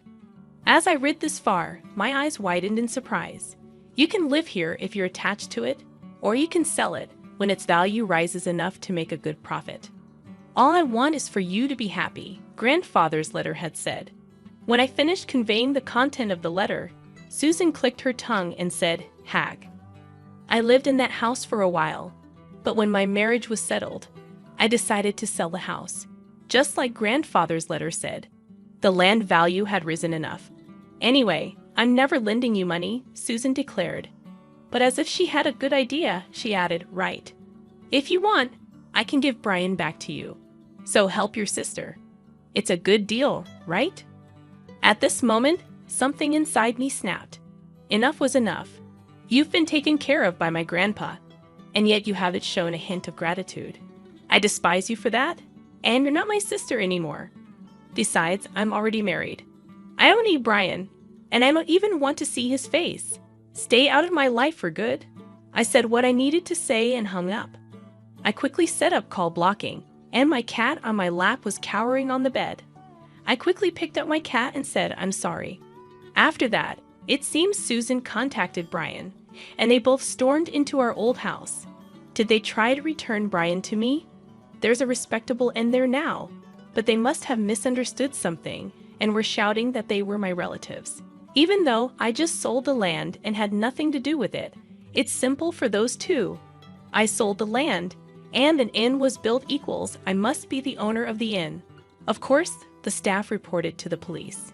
The two of them were arrested because they had destroyed several items in the inn. Furthermore, it was discovered that they had been committing marriage fraud for money in the past. It seems they'll be sent to prison together. I was also questioned by the police, but I was able to prove that I had no involvement. Quickly, as we were estranged, I was released. As my husband, who came to pick me up, and I were walking through the station, we heard screaming and turned our gaze. There were Susan and Brian, who looked completely different. Fortunately, they didn't notice us. Both of them had messy hair, worn-out clothes, and looked nothing like the two people I remember. Especially Susan, who never skipped her makeup and fashion, looked even more different. They were probably being moved to a different location. As I watched the two of them, filled with a sense of melancholy, my husband and I locked eyes. I grabbed the hand he extended, and we left the police station. Are you okay? My husband, always concerned, looked at me with gentle eyes. I'm okay. I have you and this little one. I touched my fairly noticeable belly and smiled back. In my belly, a new member of our family is growing. Money is important, but there's something even more valuable. That's what I want to teach our child, with my husband by my side.